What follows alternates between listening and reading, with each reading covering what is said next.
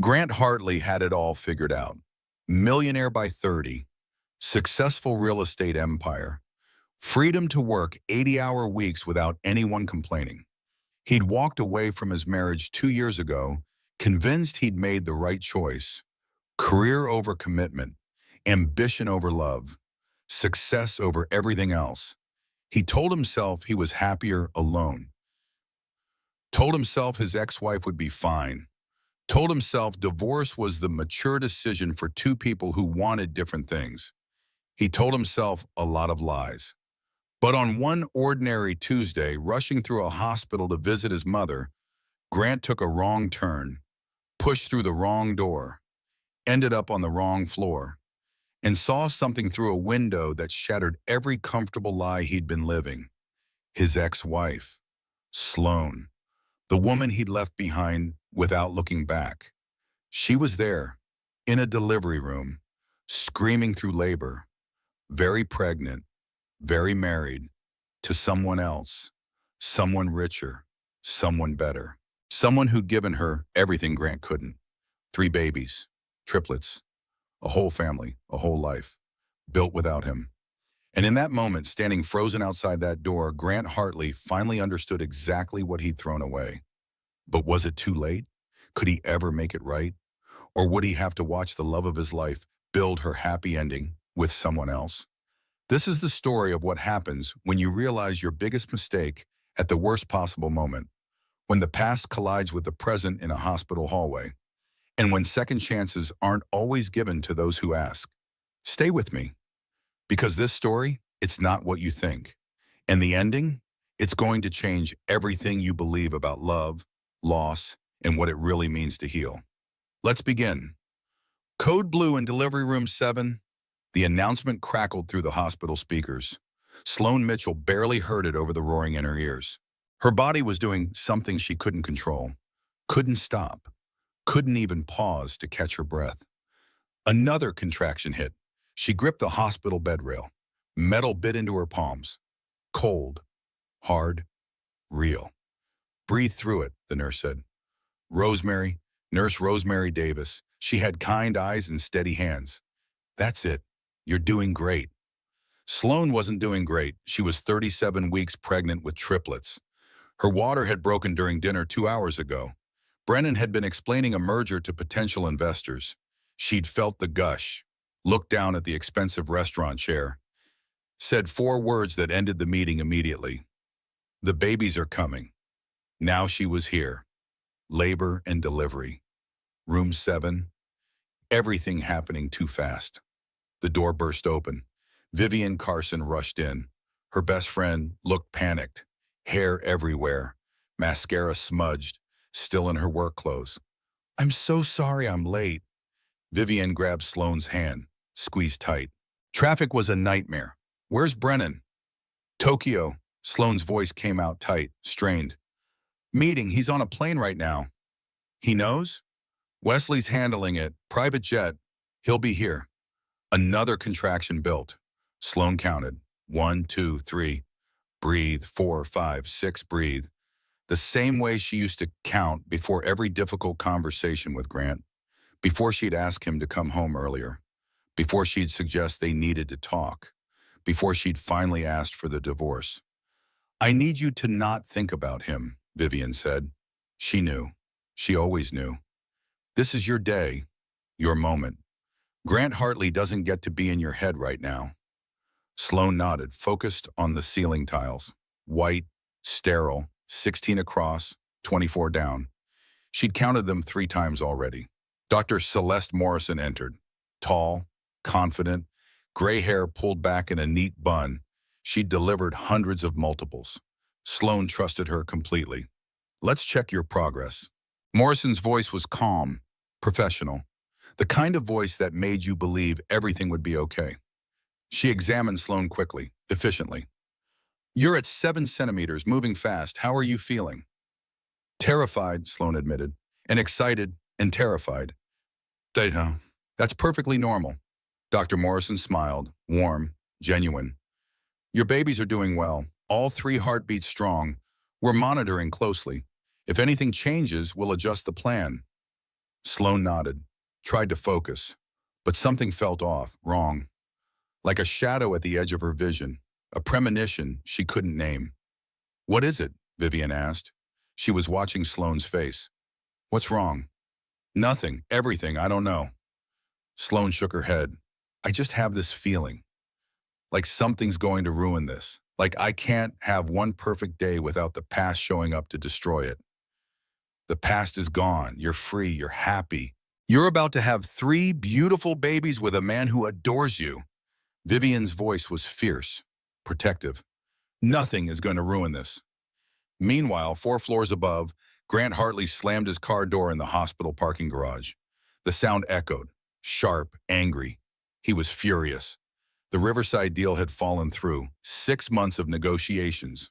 Gone. Because the client got cold feet at the last minute. His phone rang. He answered without looking. "What?" "Mr. Hartley, it's Amanda from the office. I have the revised contracts for the Pearson property. Email them. I'm at the hospital. My mother's post-op check." He strode toward the elevator, stabbed the button, twice, 3 times, like that would make it come faster. "How is Mrs. Hartley doing?" "Fine, hip replacement, she's recovering." The elevator doors opened. Full. He couldn't deal with a crowd right now. "I'll take the stairs." He pushed through the stairwell door, started climbing, 2 steps at a time, steps at a phone pressed to his ear. Amanda was still talking about contracts, clauses, terms. He half listened. His mind was on the Riverside deal, on salvaging it, on the call he needed to make to convince the client to reconsider. 4th floor, he pushed through the door, kept walking, kept talking, didn't pay attention to where he was. Wrong floor. He stopped, looked around. This wasn't the orthopedic ward. This was something else. Softer colors, baby pictures on the walls, a sign that read labor and delivery. "Amanda, I'll call you back." He ended the call, turned to leave. That's when he saw her, through a window, small, square, in a door marked 7. Sloane. His Sloane, no, not his Sloane, not anymore. Not for 2 years.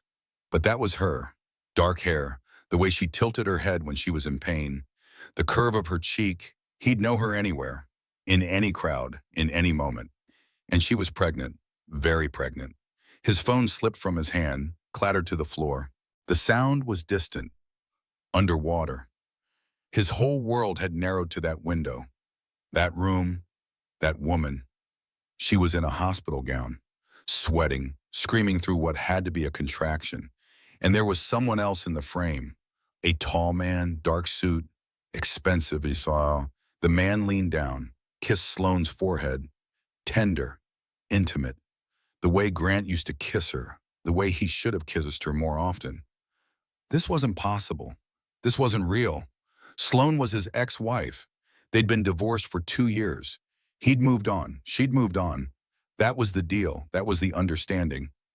But this was something else entirely. A nurse approached him.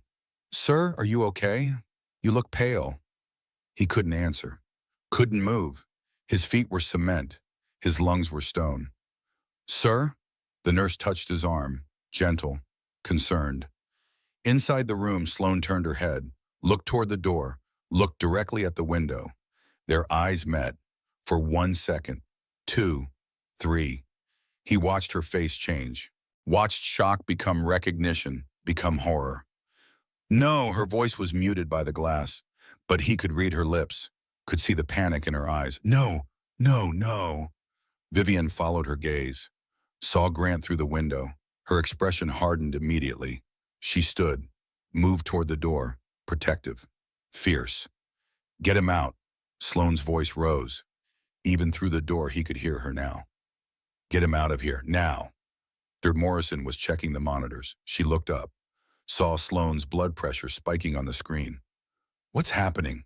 "Sloane, your blood pressure just jumped. What's wrong?" "Him. He's here. I can't. Not now. Not today."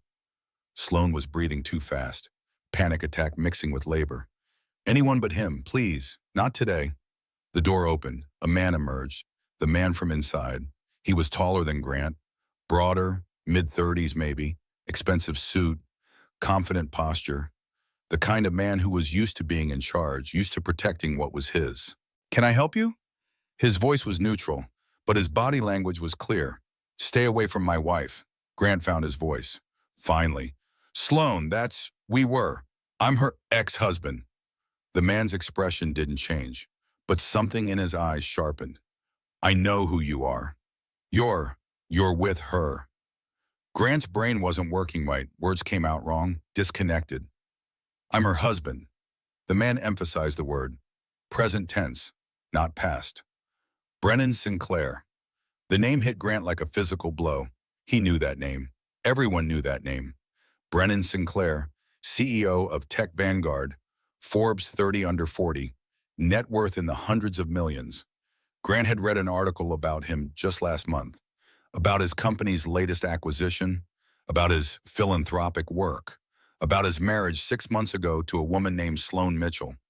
Grant had scrolled past it, hadn't clicked, hadn't let himself think about it. Because Sloan was common enough, Mitchell was her maiden name. It couldn't be his Sloan, but it was. It had been. And he'd ignored it, blocked it out, convinced himself it didn't matter. "I need you to leave." Brennan's voice was still calm, still controlled, but there was steel underneath. "Your presence is distressing my wife during labor with triplets, so I'm going to ask you once. Please leave." Triplets. The word echoed in Grant's head. She was having triplets. 3 babies, 3 lives, with this man, with Brennan Sinclair. Security had arrived, 2 guards, 1 young, 1 older with gray hair and tired eyes. "Sir, you need to come with us." The older guard gestured toward the waiting area. "Family only in this wing." Grant let himself be led away. Didn't resist, couldn't. His body was on autopilot. His mind was somewhere else entirely. Somewhere 2 years ago, in a divorce attorney's office, signing papers, telling himself this was for the best. They wanted different things. They'd married too young. He needed to focus on his career. She needed someone who could give her more time, more attention, more everything he couldn't provide. He'd told himself he was setting her free, doing the right thing, being mature about their incompatibility. He'd told himself a lot of things. None of them were true. The guards deposited him in the waiting area. Chairs, magazines, a television mounted on the wall playing some cooking show on mute. He sat, stared at nothing, saw everything. Sloan. Pregnant, married, happy. Sloan. With someone else, someone better. Someone who'd clearly given her everything Grant couldn't, wouldn't, didn't. His phone was still on the floor in the hallway. He should get it, should call someone, should do something, anything. But he just sat there, frozen, paralyzed by the weight of his own stupidity. What had he done? What had he thrown away? And why did it hurt so much when he was the one who'd ended it? He'd wanted out. He'd been relieved when she'd asked for the divorce. He'd signed the papers without hesitation. He'd walked away without looking back. So why did this feel like someone had reached into his chest and ripped out everything vital? Inside room 7, Sloan was still spiraling. Her blood pressure wouldn't come down. The contractions were closer together, harder, more intense, and she couldn't stop shaking. "I need you to breathe," Dr. Morrison said, firm but kind. "In through your nose, out through your mouth, slow, steady." "I can't. He's here, he's out there in my hospital, on my floor, on the day I'm having my babies." Tears streamed down Sloan's face. Not from pain, from rage, from fear, from everything she'd thought she'd processed and buried. Why today?" Vivian was holding her hand, squeezing so tight it almost hurt. "He doesn't matter. He doesn't get to matter. Look at me. Look at me." Sloan met her friend's eyes, brown, determined, fierce with love. "You are about to have 3 babies. 3 perfect babies. With a man who flew across the Pacific Ocean the second you went into labor. Who left a multi-million-dollar deal mid-sentence because you needed him. Who loves you so much it makes the rest of us nauseous." Vivian's voice cracked slightly. "Grant Hartley is a footnote, a mistake you corrected. He doesn't get to take up space in your head during the most important moment of your life." "She's right," Dr. Morrison added, "and your blood pressure needs to stabilize. For you, for the babies, Can you do that for me? Can you let him go? Just for now?" Sloane nodded, closed her eyes, counted 1, 2, 3, breathed. She would do this. She would have her babies. She would survive this day, and Grant Hartley would remain what he'd been for 2 years. Her past, not her present, never her future. The monitors beeped steadily now. Sloane's blood pressure had stabilized. Barely, but enough, doctor. Morrison nodded with satisfaction. "That's better. You're doing great. Stay focused on your breathing." Sloane tried, she really tried, but her mind kept drifting back to that window, to Grant's face, the shock in his eyes, the way he'd looked at her like she was a ghost, like she'd risen from the dead specifically to haunt him. Good. Let him be haunted. Let him feel 1/10 of what she'd felt during their marriage, during the divorce, during the months after when she'd had to rebuild herself from broken pieces. Another contraction hit, stronger this time, longer. She gripped Vivian's hand, rode the wave of pain until it passed. "How far apart?"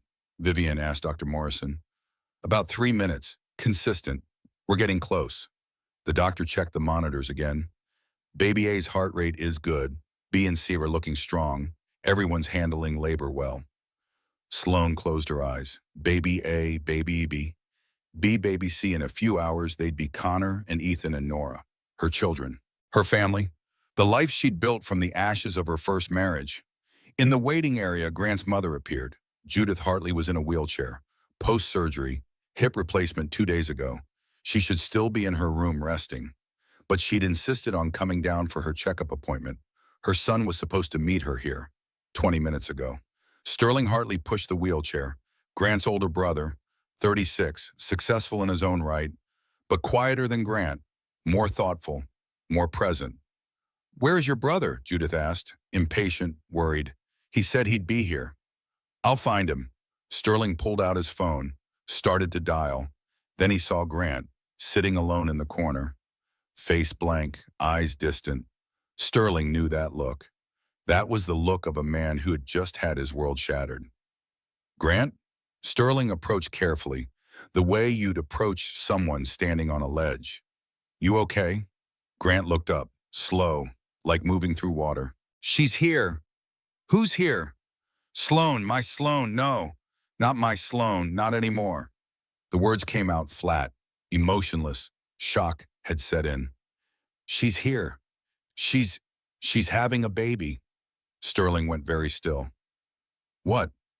"Babies, triplets. She's married to someone else. To Brennan Sinclair."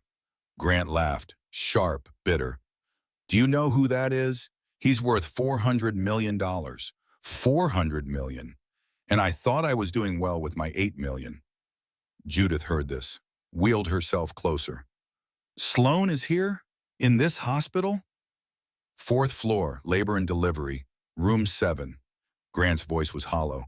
"I saw her through the window. She saw me. She told them to get me out. She doesn't want me there. Doesn't want me anywhere near her." Sterling and Judith exchanged a look. Long, loaded. There was something in that look. Something that made Grant's stomach drop even further. "You knew." He stood, faced his brother. "You knew she was pregnant. You knew she got married. And you didn't tell me." Sterling didn't deny it. "She asked me not to." "She asked you. She asked you." Grant's voice rose. Other people in the waiting room looked over. He didn't care. "You've been talking to my ex-wife?" "She's not your ex-wife anymore. She's my friend. She was my friend during your marriage when you were never home, and she was lonely, and I was the only one who bothered to check on her." Sterling's voice was quiet, firm. "Yeah, I stayed in touch. She needed someone. You'd made it clear it wasn't going to be you." The truth of it cut deep, deeper than Grant expected, because Sterling was right. He'd left Sloane alone. For months, years, he'd come home late, left early, canceled plans, forgotten anniversaries, missed birthdays, all for work, all for deals, all for a success that suddenly felt hollow and meaningless. Judith spoke up, soft, sad. "I liked her. I know I didn't show it well. I was worried she'd married you for money. I was wrong. She loved you." Really loved you. The kind of love that comes once in a lifetime if you're lucky. Mom, you destroyed it, piece by piece, day by day. You destroyed something precious because you were too afraid to be vulnerable, too focused on proving yourself to actually live your life. Judith's voice was matter of fact. No anger, just truth. You're just like your father, all ambition, no capacity for intimacy. The comparison stung. Grant's father had been absent, cold, successful but alone. He died of a heart attack at 60, in his office, surrounded by contracts and deals and money. No one had found him for 3 hours. I didn't know she was pregnant, Sterling said. Gentler now. She told me she'd gotten married. Told me she was happy. Asked me not to mention it to you. Said she needed space. Needed to build her new life without your shadow over it. My shadow, Grant repeated, tasting the words, bitter, accurate. Yeah, your shadow, the way you made her feel small. The way you dismissed her feelings. The way you chose everything else over her. Every single time. Sterling wasn't being cruel, he was being honest. I watched you kill her spirit, day by day, year by year. I'm not going to apologize for being her friend after you walked away. Grant sat back down, heavily, like someone had cut his strings. I made a mistake. You made 1,000 mistakes, and now she's moved on. She's happy. She's having a family with someone who actually chose her, who prioritized her, who gave her what you never could. Sterling crouched down, eye level with his brother. The best thing you can do right now is leave. Go home. Let her have this moment without your presence ruining it. But Grant didn't move. Couldn't. Because somewhere on this floor was Sloan, and 3 babies, and a life he'd thrown away. And he needed, what? To see her? To apologize? To explain? No, he needed to understand, needed to see what he'd lost. Needed to confront the reality of his choices. Inside room 7, Sloane's labor was progressing rapidly. Too rapidly. 8 centimeters, Dr. Morrison announced. We're moving fast. Brennan should be here soon. When did Wesley say his plane would land? 15 minutes ago, Vivian checked her phone. He's in a car from the airport now. Should be here in 10, maybe 15 with traffic. Baby A's heart rate just dropped. A nurse pointed to the monitor. Sharp. Urgent. Dr. Morrison moved quickly, checked the reading, adjusted the monitor. Let's get you on your left side. Sometimes that helps. Sloan shifted. Awkward. Painful. The monitor stabilized. Baby A's heart rate came back up. That's better. Stay just like that. Dr. Morrison's voice was calm, but Sloan heard the edge of concern underneath. Are they okay? Sloan asked. Fear crept in. Tell me they're okay. They're fine. Sometimes babies don't love labor. They get a little stressed. It's normal. We're watching closely. If anything changes, we'll take action immediately. But 5 minutes later, Baby A's heart rate dropped again. Lower this time. Longer. Dr. Morrison made a decision. We need to prep for a C-section. Now, get the surgical team, call anesthesia, move. Everything shifted into high gear. Nurses flooded the room. Equipment appeared. Sloan was being moved. Prepped. Explained to in quick, efficient sentences about what would happen next. Brennan, she said, voice tight with fear. I need Brennan. He's almost here, Vivian promised. Wesley just texted. 5 minutes. I can't wait 5 minutes. They need to come out now. I know, but you're going to be okay. They were going to be okay. Dr. Morrison does this every day. Sloan wanted to believe her, wanted to trust, but fear was a living thing in her chest, clawing, desperate. What if something went wrong? What if she'd been too happy, too content? What if the universe was about to balance the scales? Take away what it had given? No, she wouldn't think like that. Wouldn't let Grant's presence poison this moment more than it already had. Her babies would be fine. She would be fine. Everything would be fine. It had to be. In the hallway, Brennan Sinclair burst through the stairwell door. He'd run up 4 flights rather than wait for the elevator. His suit was wrinkled. His tie was gone. He looked like he'd aged 5 years in the past 2 hours. Wesley Price was right behind him. 27, efficient, loyal, the kind of assistant who anticipated needs before they were voiced. Room 7, Wesley said, already moving, already guiding. They turned the corner, found chaos.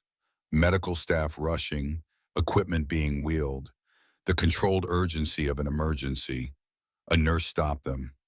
Are you family? I'm her husband, Brennan Sinclair. Those are my children. They're prepping her for an emergency C-section. You can scrub in. Follow me. Brennan followed. Didn't hesitate, didn't ask questions, just moved. Wesley stayed behind, handling everything else, handling all the details Brennan couldn't focus on right now. Grant saw all of this from the waiting area, watched Brennan sprint past, watched the urgency, felt his stomach drop to his feet. Something was wrong. Something was wrong with Sloan, with the babies. And it was his fault. His presence had caused her stress, had spiked her blood pressure, had created complications that wouldn't have existed if he'd just stayed away. If she died, if something happened to her, if he lost her forever, not because of divorce, but because of death. He couldn't breathe, couldn't think. Judith reached for his hand, squeezed, the first time she'd held his hand in years. She'll be okay, Judith said, but her voice shook because she'd loved Sloan too, in her own complicated way, and the thought of losing her was unbearable. Sterling stood, paced. I'm going to find out what's happening. They won't tell you anything. You're not family. I'll find someone who will. He left, determined, worried. Grant stayed seated, paralyzed by fear and guilt and the crushing weight of his own terrible choices. This was his fault. All of it. If he'd been a better husband, if he'd loved her better, if he'd chosen her even once, she might still be his. And he'd be in that surgical room holding her hand instead of sitting in a waiting room praying to a God he didn't believe in that she'd survive.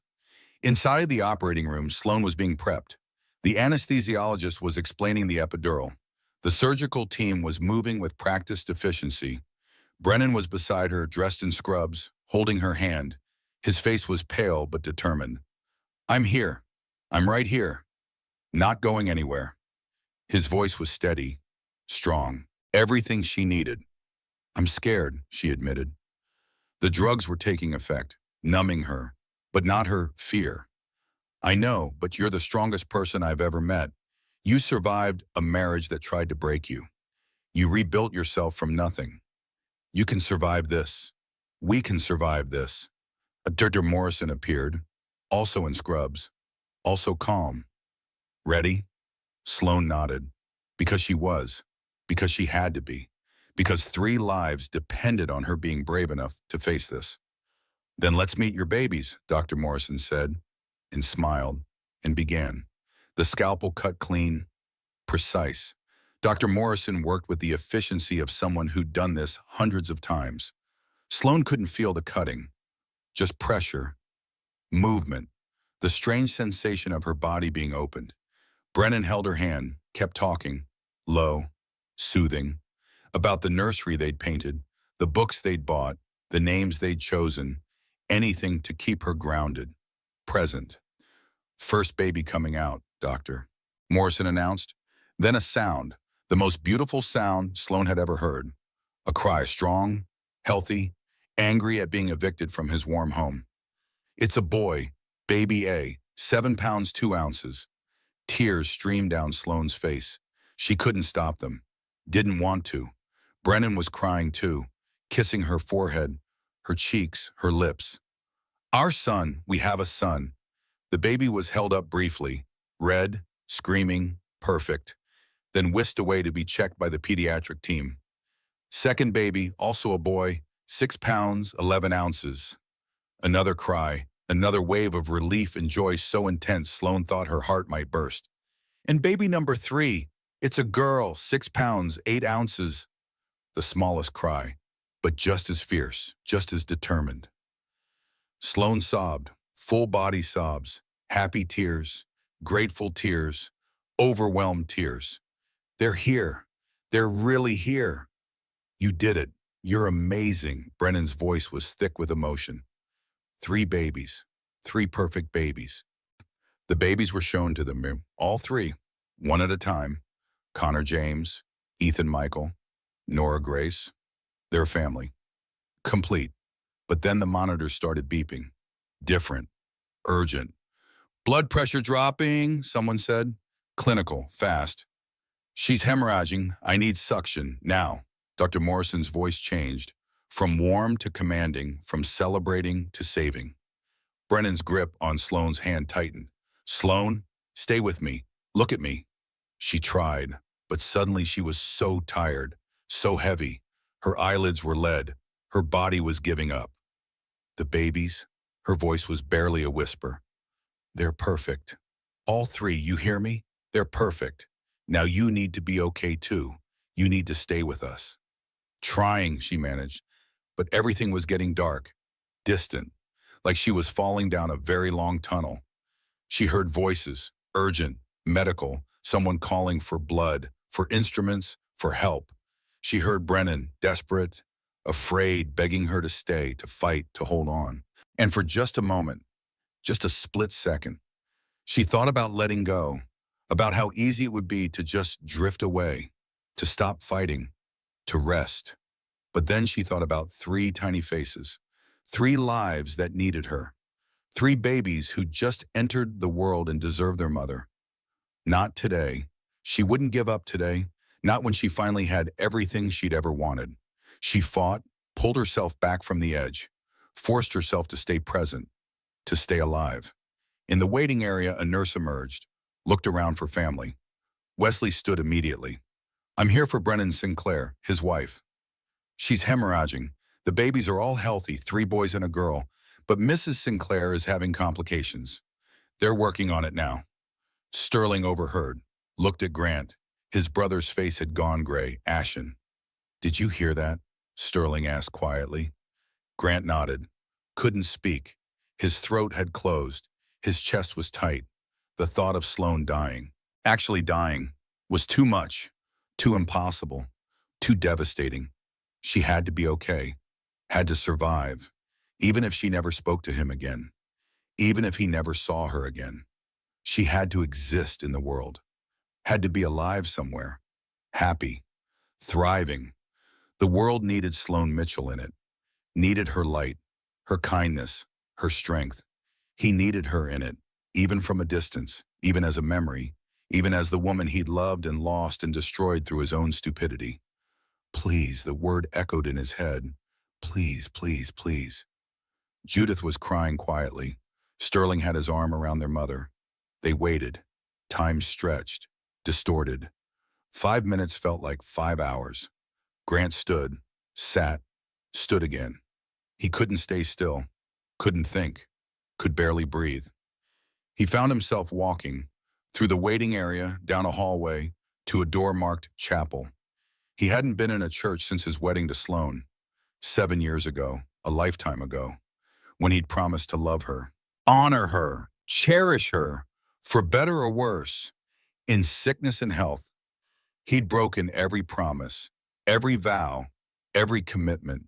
The chapel was small, simple, wooden pews, plain altar, a cross on the wall, non-denominational, welcoming to all faiths or none.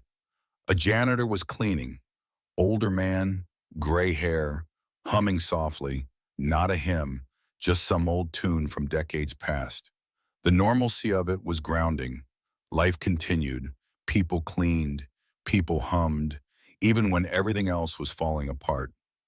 Grant stood in the doorway, didn't sit, didn't kneel, just stood, looking at nothing, seeing everything.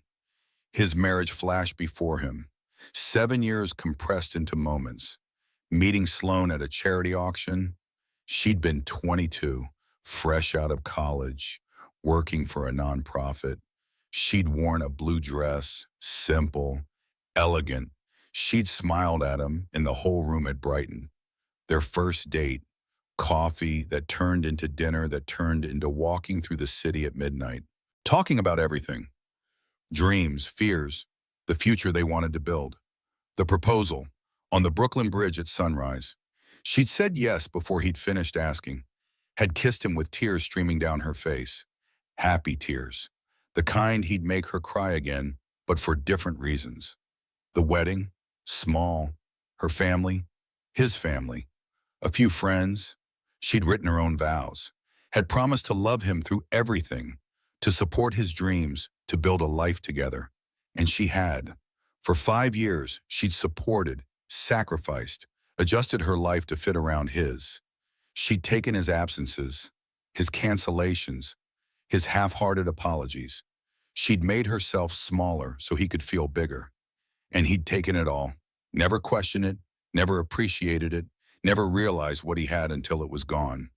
The turning point, 3 years ago, she'd told him she was unhappy, that she felt like a ghost in her own marriage, that she needed more, needed him, needed a partner. Not a roommate who paid the bills and showed up occasionally. He'd been tired, stressed, fresh off a failed negotiation. He'd snapped, said things he couldn't take back. "What do you want me to do, Sloan?" This is who I am. This is what I do. If you can't handle it, maybe we made a mistake."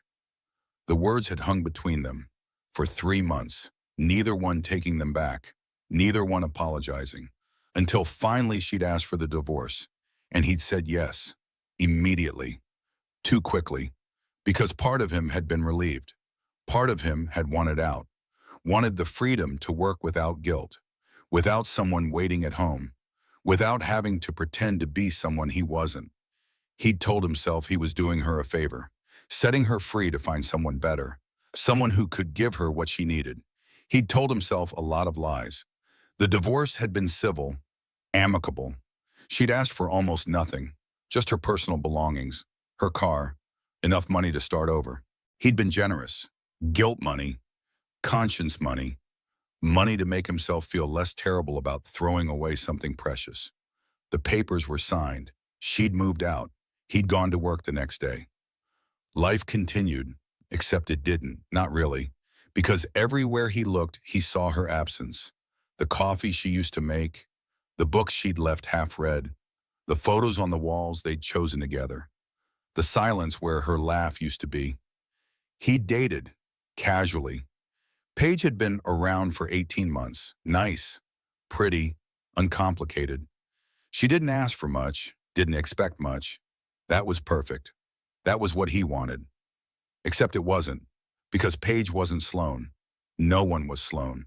And now Sloan was somewhere in this hospital, fighting for her life because he'd showed up, because he'd caused her stress, because he'd ruined what should have been the happiest day of her life.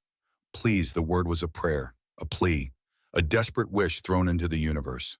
Please let her be okay. Please let her survive. Please let those babies have their mother, please. He didn't deserve to ask, didn't deserve to pray, didn't deserve anything.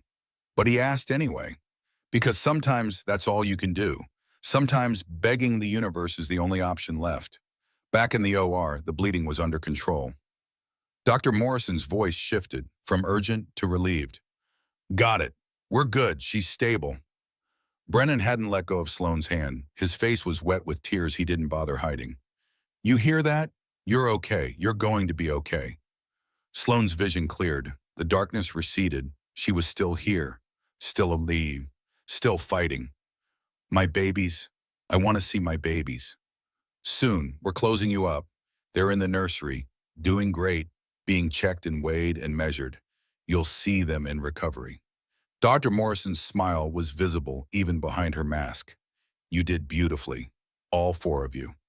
Sloane started crying again. Relief, joy, exhaustion, everything at once. "Thank you, thank you, thank you. Thank your body, you're strong, you fought, and you won." They wheeled her to recovery.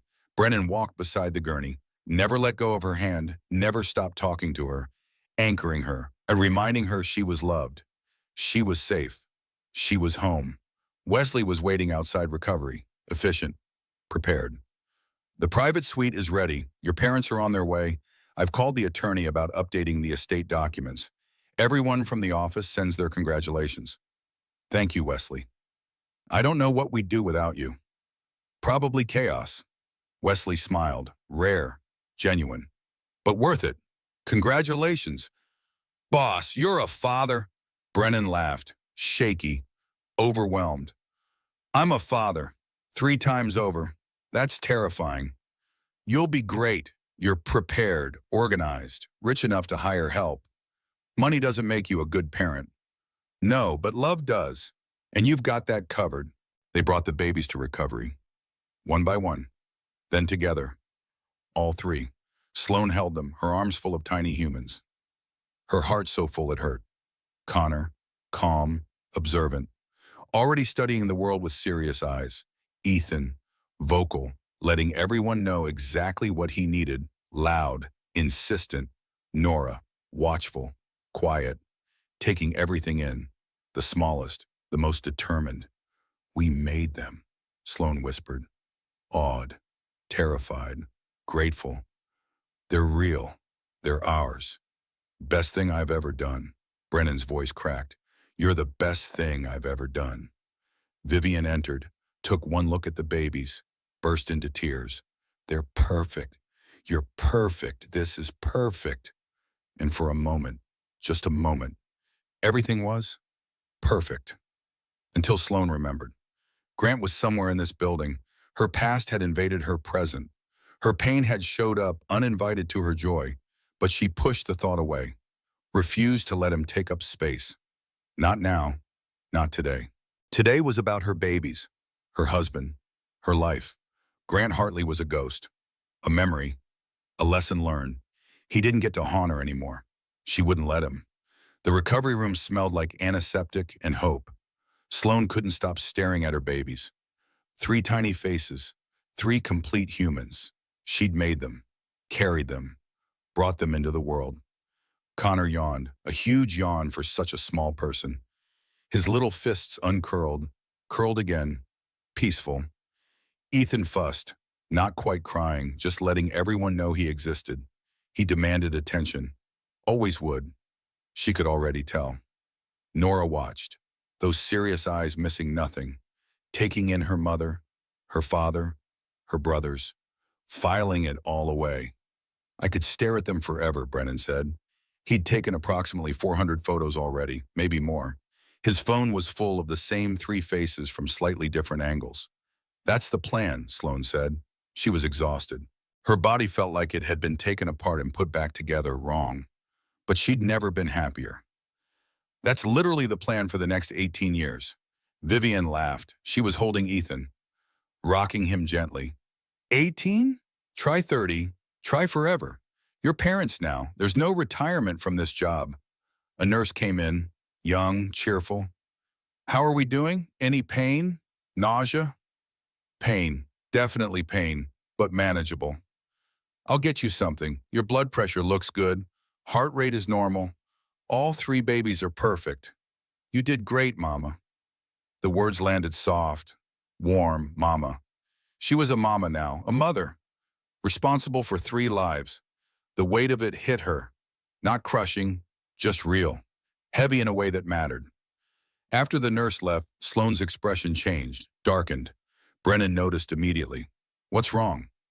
He's still here, isn't he? Grant, he's still somewhere in this hospital. Probably, but he's not your problem, not your concern. Let him deal with whatever he needs to deal with. I just don't understand why he had to be here today, of all days. Frustration crept into her voice. Couldn't the universe give me one perfect day? One day without my past showing up to ruin things? He didn't ruin anything. You had your babies. They're healthy. You're healthy. Everything went exactly as it should. Except for the hemorrhaging, except for the emergency C-section, except for almost dying, which had nothing to do with him. Complications happen. Dr. Morrison said it's common with multiples. Brennan's voice was firm, certain. You can't blame him for that. But part of Sloan did blame him, because seeing him had spiked her blood pressure, had caused stress, had created a cascade of problems that might not have happened if he'd just stayed away. I need you to not let him see me. If he tries, if he asks, I don't want to see him. I don't want to talk to him. I don't want him anywhere near our babies. Done. I'll make it clear. He's not welcome. Wesley knocked, entered. Sorry to interrupt. There's someone here asking about you. Grant Hartley. He's in the waiting area. Wants to know if you're okay. Sloane's jaw tightened. Tell him I'm fine. Tell him to leave. Already did. He's persistent. Then tell him again, louder, with security if necessary. Wesley nodded, left, handled it, the way he handled everything. Efficiently, completely. In the waiting area, Sterling had returned with information. She's okay. Babies are okay. Everyone's healthy. Grant exhaled, a breath he'd been holding for hours. Thank God. You need to leave, Grant. You need to go home. Let her have this moment without you lurking in the waiting room like a creepy ex-husband. I just wanted to make sure she was okay. She is. Now go. Mom's ready to head back to her room. I'll take her. You go home. But Grant didn't move. Couldn't. Because something had shifted inside him. Seeing Sloane. Seeing what he'd lost. Seeing what his life could have been. He'd spent 2 years convincing himself the divorce was the right choice. That they wanted different things. That he needed his freedom. That she'd be happier without him. All lies. Comfortable lies he'd told himself to avoid facing the truth. The truth was simple. Devastating.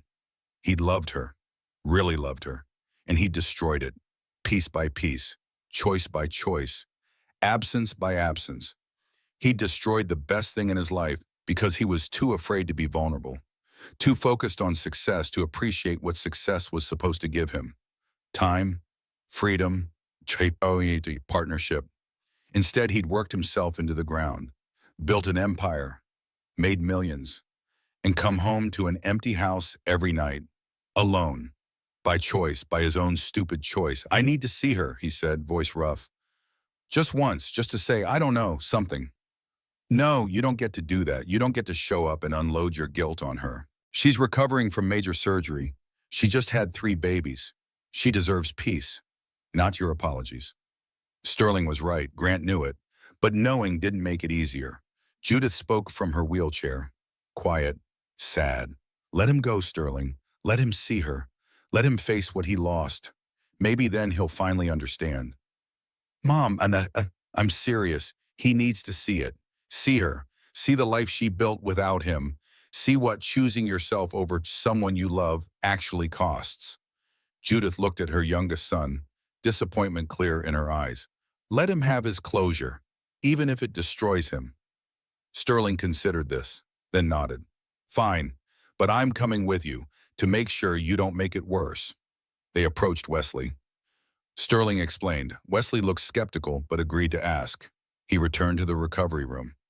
Grant Hartley is requesting to see you just for a moment. His brother and mother are vouching for him, saying he needs closure.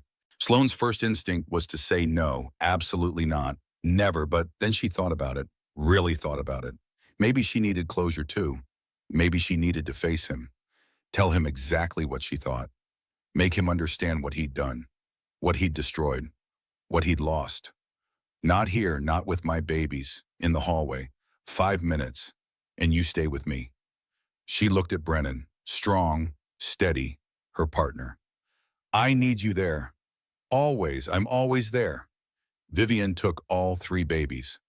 I've got them. You go handle your past, then come back to your future. Sloane stood slowly. Pain shot through her abdomen. The incision, the surgery. She was on pain medication, but it wasn't enough. Nothing was enough. But she pushed through, gritted her teeth, made herself move. Brennan supported her elbow. Careful, protective. Wesley walked ahead, clearing the path, making sure Grant stayed where he was supposed to. They reached the hallway. Neutral ground, fluorescent lights, linoleum floors, the smell of hospital everywhere. Grant stood there. With Sterling and Judith, he looked terrible, exhausted, destroyed. Good. Their eyes met for the first time in 2 years. Really met, really saw each other. Sloane spoke first. Why are you here, Grant? My mother, hip surgery. I was visiting and I saw you through the window. And you stayed. Yes, I stayed. Silence, long, uncomfortable. Years of unsaid things pressing down on them. Congratulations, Grant managed. On the babies. Triplets. That's incredible. Thank you. Her voice was polite, distant, the voice she'd use with a stranger at a coffee shop. You look happy in your photos, online. You look really happy. I am. No elaboration, no invitation to continue. Grant's composure started cracking. Can we talk?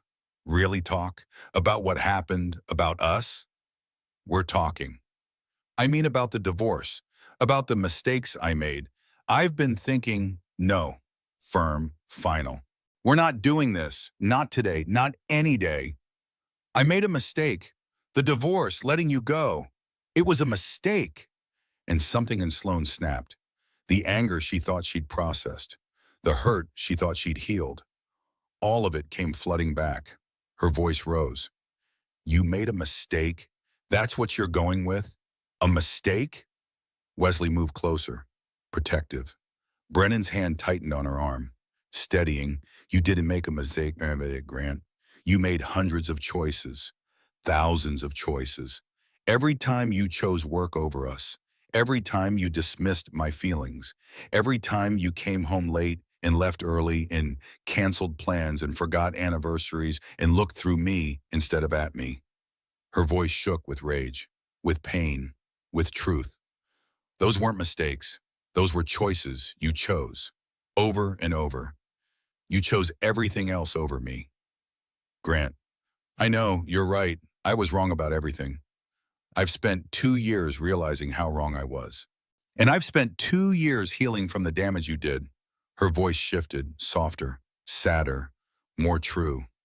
Building a new life, finding someone who actually sees me, who values me, who chose me every single day, not when it was convenient, not when he had time, every single day. She paused, breathed, steadied herself. I'm not angry anymore, Grant. I'm grateful. Because you leaving was the best thing that ever happened. To Mom, you set me free to become who I was meant to be, to find someone who could love me the way I deserved to be loved. The words landed like physical blows. Grant flinched. Judith looked away. Even Sterling seemed uncomfortable. But Sloane wasn't done. She had 2 years of words stored up, 2 years of pain processed into clarity. I'm married to a man I love, a man who was there for me when I was broken, who helped me rebuild, who proposed because he couldn't imagine his life without me, not because it was the logical next step, not because we'd been together long enough. Her voice was steady now, clear. I have 3 newborn babies in that room, my family, the family I always wanted, the family you didn't want with me. That's not true. You wanted the idea of a family, someday, in the abstract, when it was convenient, when it wouldn't interfere with your work, when you had time. She shook her head. I wanted a partner. I wanted someone present. I wanted to build a life together. We wanted different things, and that's okay. It really is. She took a breath, the final words. But what's not okay is you showing up today on the happiest day of my life and trying to make it about you, about your regrets, your realizations, your feelings. Her eyes were wet, but her voice was strong. I loved you, Grant. I loved you so much it hurt. I gave you everything I had, and it still wasn't enough to make you choose me. So I had to choose myself instead. Grant was crying now, not loud, just tears streaming down his face. I'm sorry, I'm so sorry. I know you are, and I forgive you, I really do. She meant it. The forgiveness was real, necessary, healing. But forgiveness doesn't mean reconciliation. It means I'm letting go of the hurt. I'm letting go of you, and I'm asking you to let go of me too. Judith spoke up, soft, sad. Sloane, I owe you an apology too. I wasn't kind to you during your marriage. I didn't see your worth. I'm sorry. Some of the hardness in Sloane's expression softened. Thank you for saying that. It means something. It does. Sterling added, congratulations, Sloane.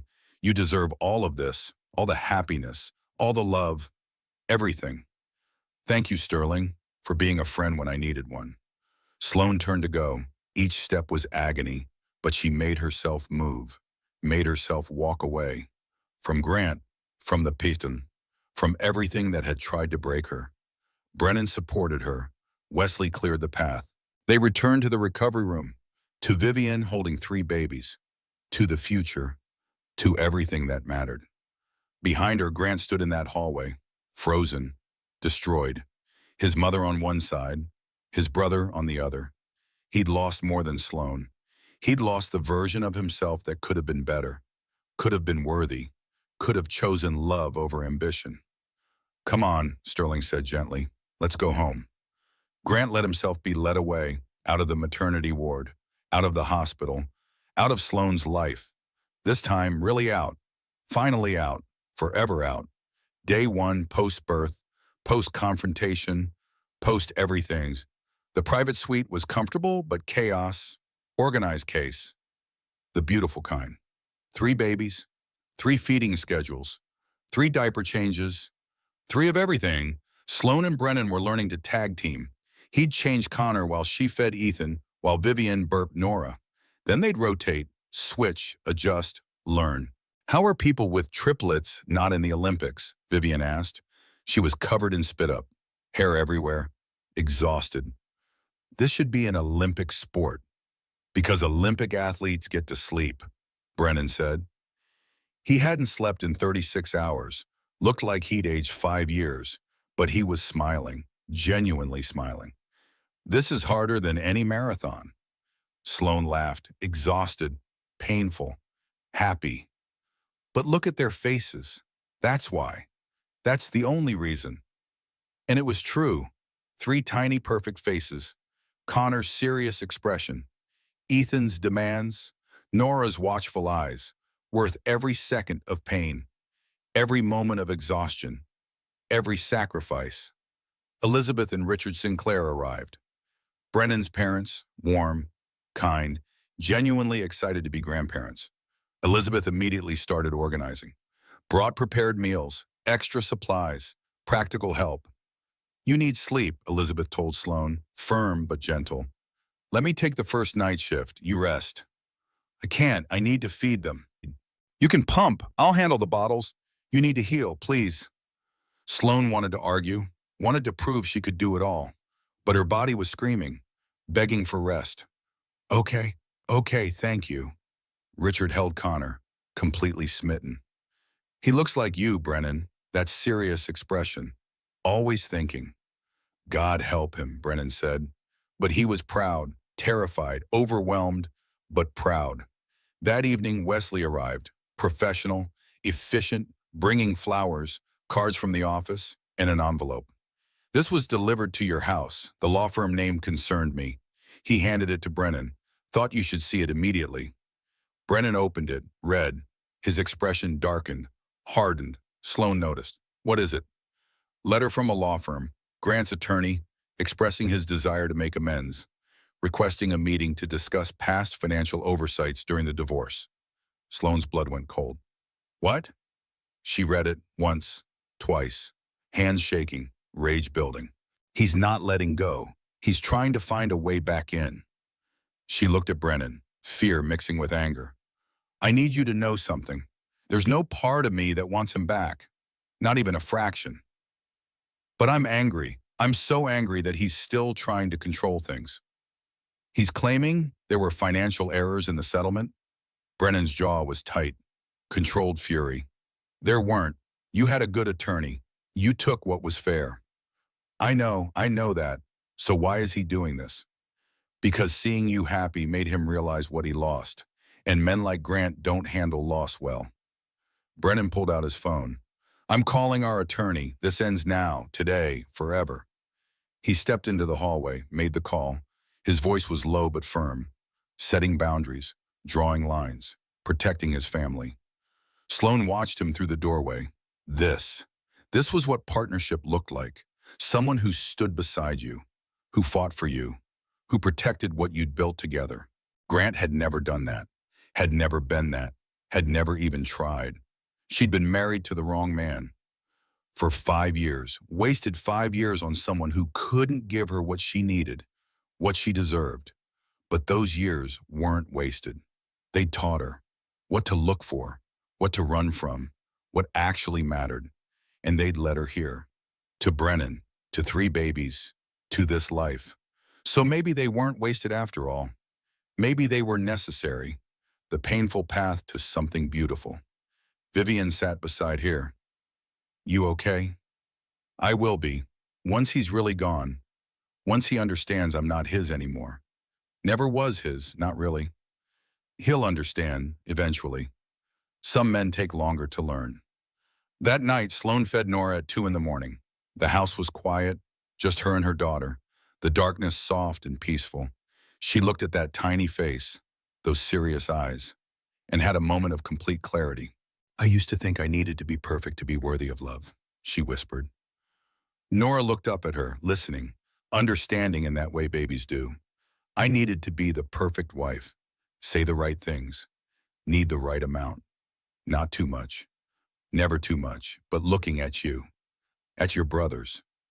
I realize you don't love me because I'm perfect. You love me because I'm here, because I'm yours. That's it. That's the whole formula. She kissed Nora's forehead, soft, gentle. I wish I'd learned that sooner. Would have saved myself so much pain. But maybe she'd needed the pain, needed to break, needed to rebuild herself from broken pieces, so she could be the mother these babies deserved. Strong, whole, healed. The next morning, their attorney called. Patricia Williams, sharp, professional, protective. I've reviewed the letter. It's harassment. Plain and simple. The divorce was settled fairly. This is a transparent attempt to force contact. What can we do? Brennan asked. Cease and desist. Make it clear any further contact will be considered legal harassment. We can pursue a restraining order if necessary. Do it. All of it. Sloane's voice was firm. I want him to understand we're done. Completely. Finally. Forever. Consider it done. But that afternoon, something unexpected happened.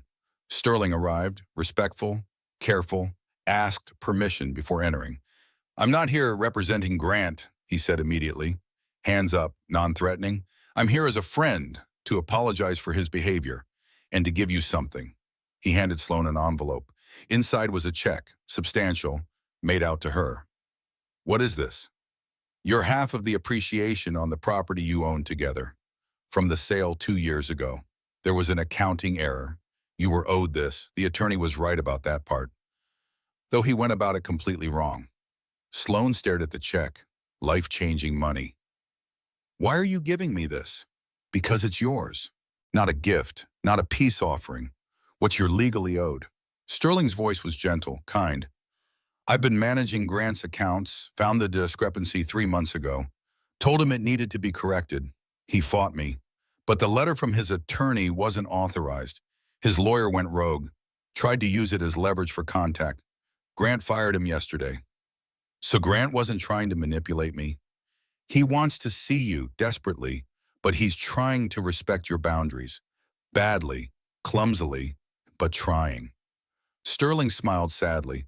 The letter wasn't from him, but this check is, with his apology.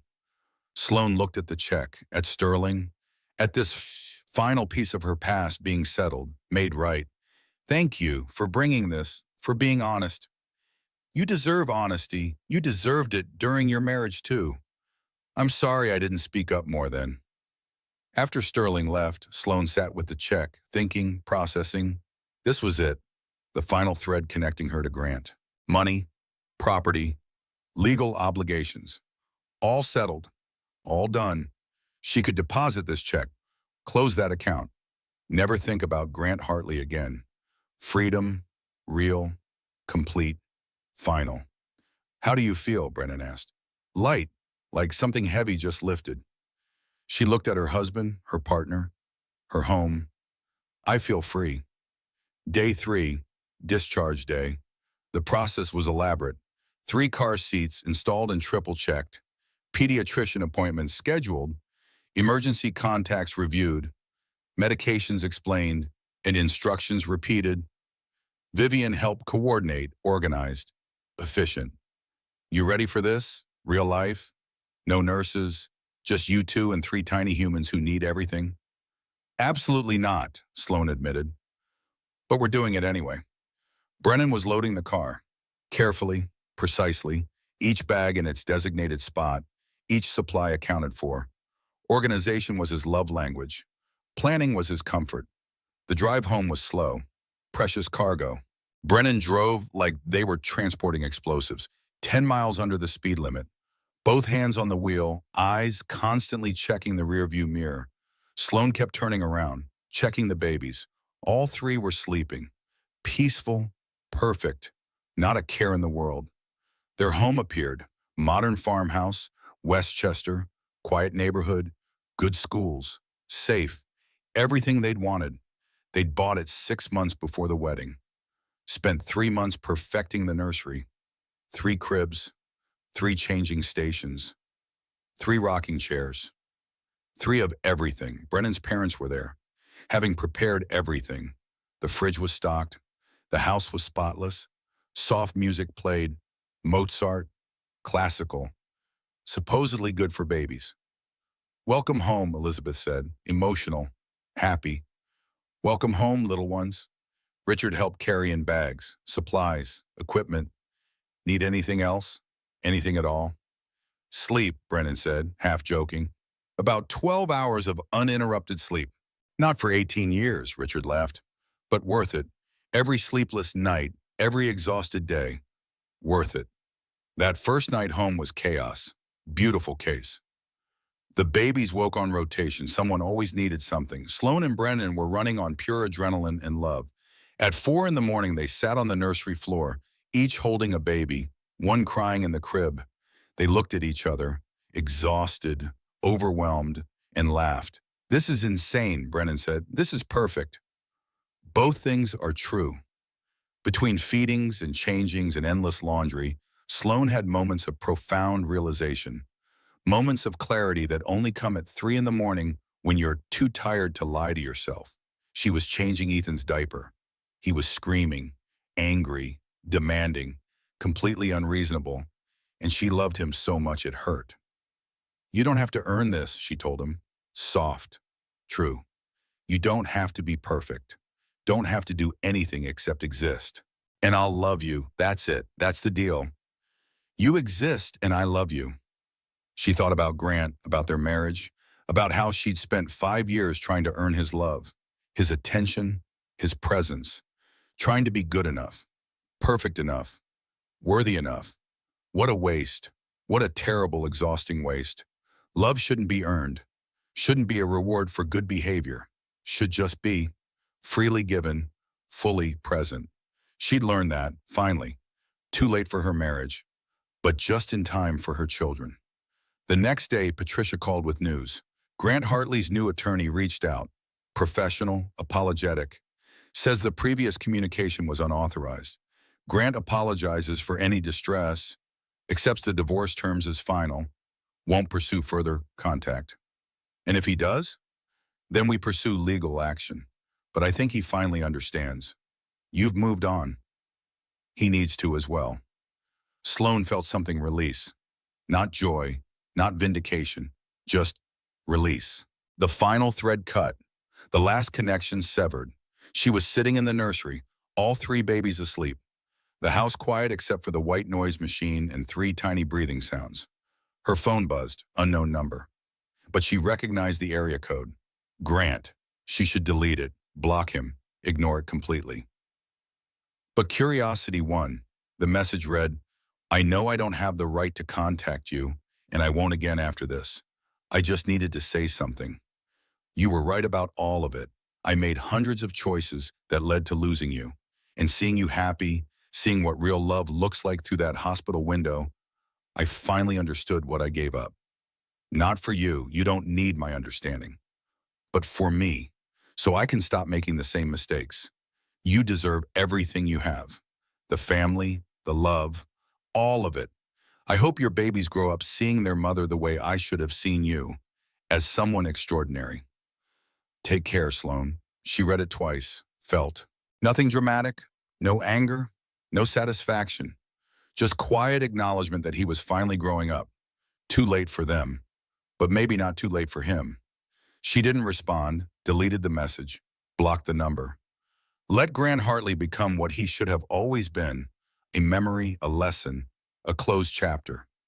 She opened her photos instead. Recent pictures. Brennan holding all three babies. Vivian making funny faces. The nursery. The chaos. The love. This was her life now, her real life. The one she'd built from the ashes of her first marriage. And it was beautiful. Brennan appeared in the doorway. You okay? Perfect. We're all perfect. She stood, went to him, kissed him. Long, grateful. Thank you. For what?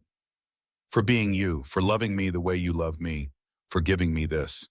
She gestured to the sleeping babies, to the home they'd built, to the life they were creating. For all of it. I'm the lucky one. We both are. They stood there, in the doorway, holding each other. A family built from second chances, from healing, from choosing each other every single day. Outside, life continued. Traffic, neighbors, the world spinning. But in this room, in this moment, in this house, they had everything they needed: love, family, home. The rest was just noise. October in Central Park was perfect. Crisp air, changing leaves. That golden autumn light that made everything look like a painting. Sloan pushed the triple stroller, not easy. The thing was massive, required actual arm strength. But she was learning, getting stronger, physically and in every other way. Vivian walked beside her. How are you not exhausted? I'm exhausted, but it's good exhausted. The kind that means you're living. Poetic, wrong, but poetic. The babies were awake, taking in the world. Connor with his usual seriousness. Ethan with his vocal commentary on every sight and sound. Nora with her watchful study of everything. They were 3 months old now. Real personalities emerging. Real people. Not just tiny screaming potatoes, but actual humans with preferences and opinions and demands. They stopped at their favorite bench. View of the lake. Ducks. Joggers. People living their lives. Sloan laid out a blanket, organized bottles, supplies. The endless logistics of triplets. A woman approached, mid-30s, professional clothes, nervous energy. I'm so sorry to bother you, but I couldn't help noticing. Triplets? Sloan smiled. She got this constantly. Yes, 3 months old. They're beautiful. I'm pregnant with twins, just found out last week. I'm terrified, wondering if I'm crazy for even attempting this. You're not crazy, you're brave. Sloane's voice was warm, genuine, and you'll be amazed at what you're capable of. The woman's eyes filled with tears, relief, gratitude. How do you manage? How do you do it all? Badly, beautifully, one moment at a time. Sloan laughed. And with help, lots of help. A supportive partner, good friends, a willingness to accept that some days you just survive. And that's okay. They talked for 20 minutes. Sloan offered practical advice, feeding schedules, sleep strategies, the importance of accepting help, her phone number. Text me anytime, seriously. 3 a.m. when you're overwhelmed. I'll be awake anyway. The woman left, tearful, grateful, hopeful. Vivian watched this interaction. You're good at this. At what? Being generous with your wisdom, helping other people. Vivian paused. Grant broke something in you, but you didn't let it stay broken. You healed, and now you're helping other people heal. Sloan looked at her babies, her life. Pain can do two things: make you smaller, more guarded, more afraid, or make you bigger, more empathetic, more brave. She paused. I chose bigger. It wasn't easy, though. No, it took time, therapy, crying, rebuilding, choosing myself every day. Sloan smiled, but I did it. And now I get to be here, with them, living this life. I wouldn't trade it for anything. They were packing up to leave when Sloan saw him. Grant, across the pathway, not approaching, just there. He was with Paige, his girlfriend. They were laughing at something, casual, light, normal. He saw Sloan at the same moment. Their eyes met. She expected to feel something: anger, pain, triumph. But she felt nothing dramatic, just recognition, like seeing someone you used to know a long time ago. Grant raised his hand. Small wave, not intrusive, just acknowledgement. Sloan nodded back. Polite, distant. He didn't approach, didn't try to talk, just continued walking with Paige, disappeared into the park crowd. Vivian watched this. You okay? Yeah, I really am. And she meant it. That didn't hurt at all. He's just, he's just someone I used to know. That's growth. That's healing. They walked home, through the park, through the neighborhood, through the life Sloane had built, the life she'd chosen, the life she loved. That evening, Sloane and Brennan sat in their living room. The babies were on a playmat, tummy time, hating it, making their feelings very clear. Brennan was making silly faces, getting smiles, tiny baby smiles that lit up the whole world. I saw Grant today, Sloane said casually. In the park. Brennan looked up. Yeah, how was that? Completely fine, almost boring. She smiled. I think I'm finally past it, really past it. Good, because I was getting tired of him taking up space in our lives. Our lives are full enough without him. She gestured around. Toys, bottles, blankets, the beautiful mess of their family. We don't have room for ghosts. Later that night, after the babies were finally asleep, Sloane stood in the nursery doorway, just breathing, just existing, just being grateful. Brennan came up behind her, wrapped his arms around her waist, careful, tender, always mindful of her body, her healing, her needs. What are you thinking? He asked. How grateful I am for all of it, even the hard parts, even the divorce, even the heartbreak. She leaned back against him, safe, loved, home, because it all led here, to you, to them, to this life. You know what I love about you? His voice was soft, intimate. You don't just survive things, you transform them. You take pain and make it wisdom. You take endings and make them beginnings. I learned from watching you. You showed me what real partnership looks like, what real love looks like, every single day. They stood there, in the doorway, two people who'd found each other after heartbreak, who'd built something real from broken pieces, who chose each other every morning and every night and every moment in between. A family. Not perfect, but real. Authentic. Theirs. And that was better than perfect. That was everything. 6 months had passed since the hospital.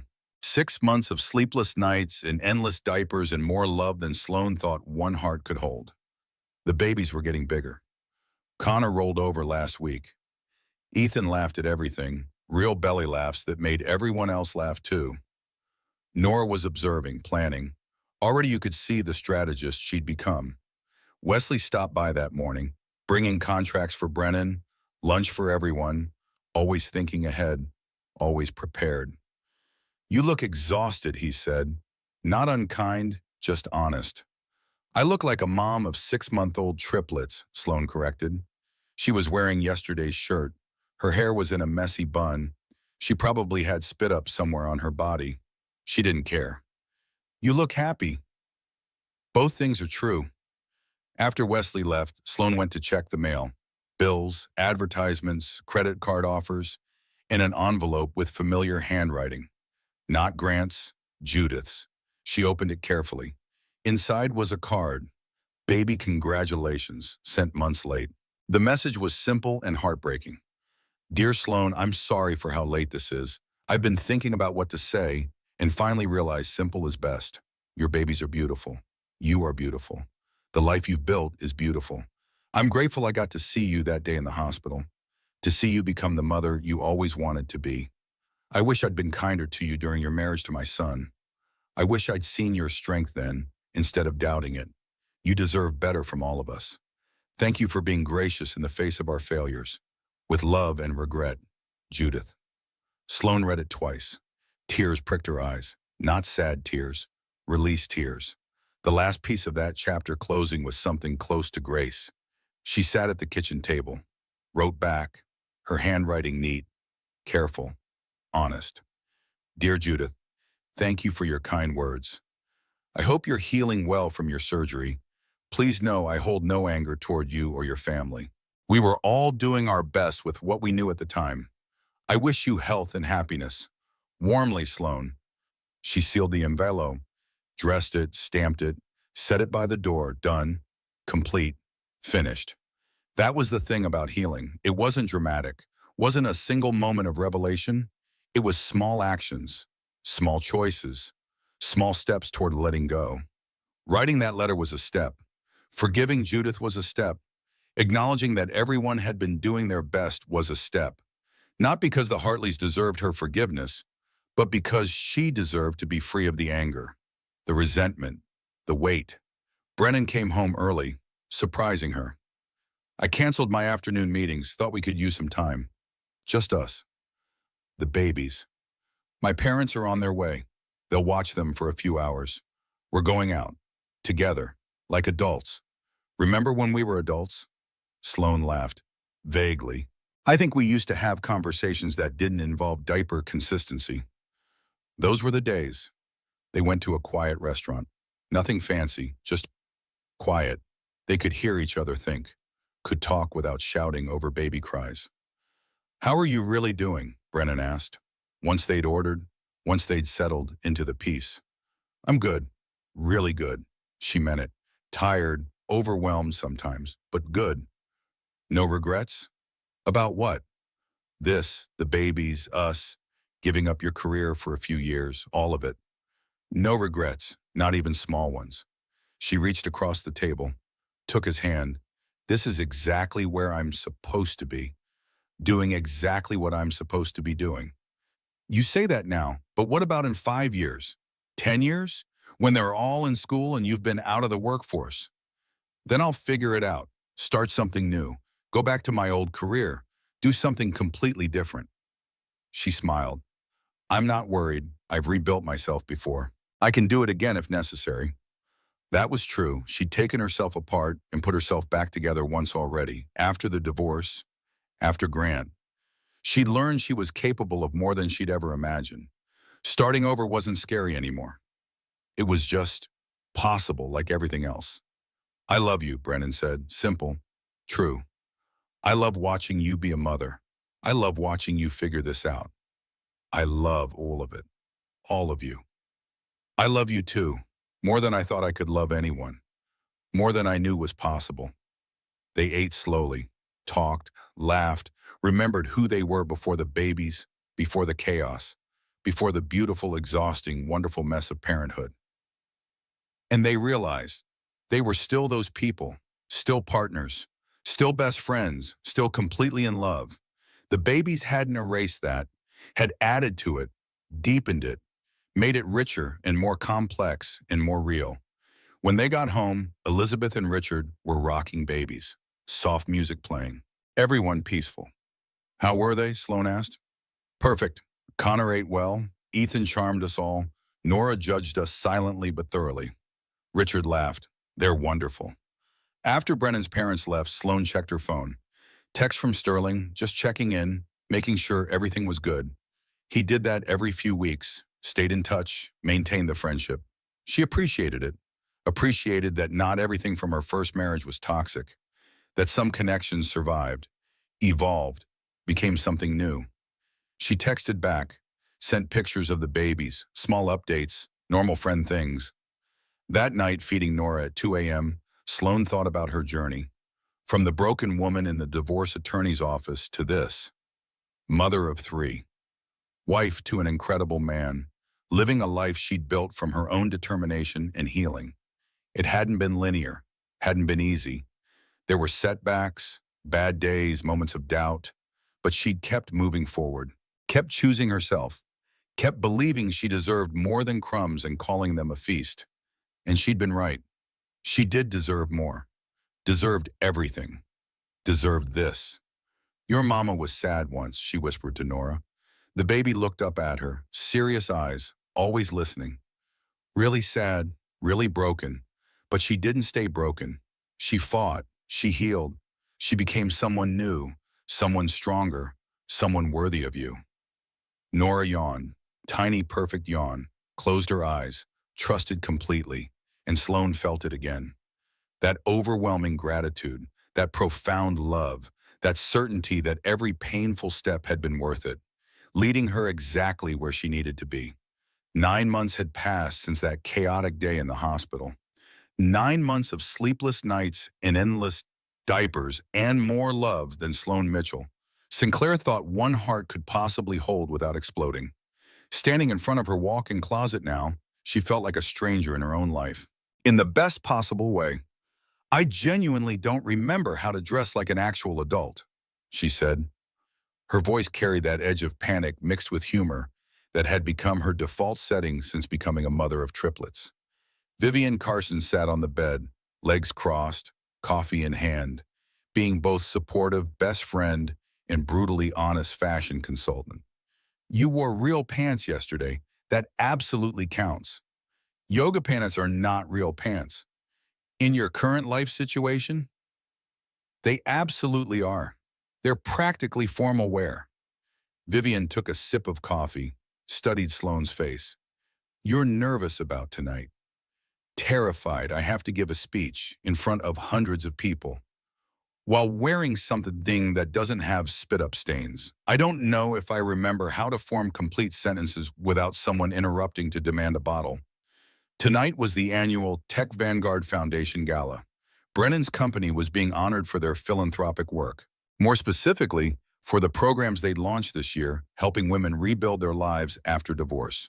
Programs Sloan had helped design, programs based on her own experience, her own journey from broken to whole.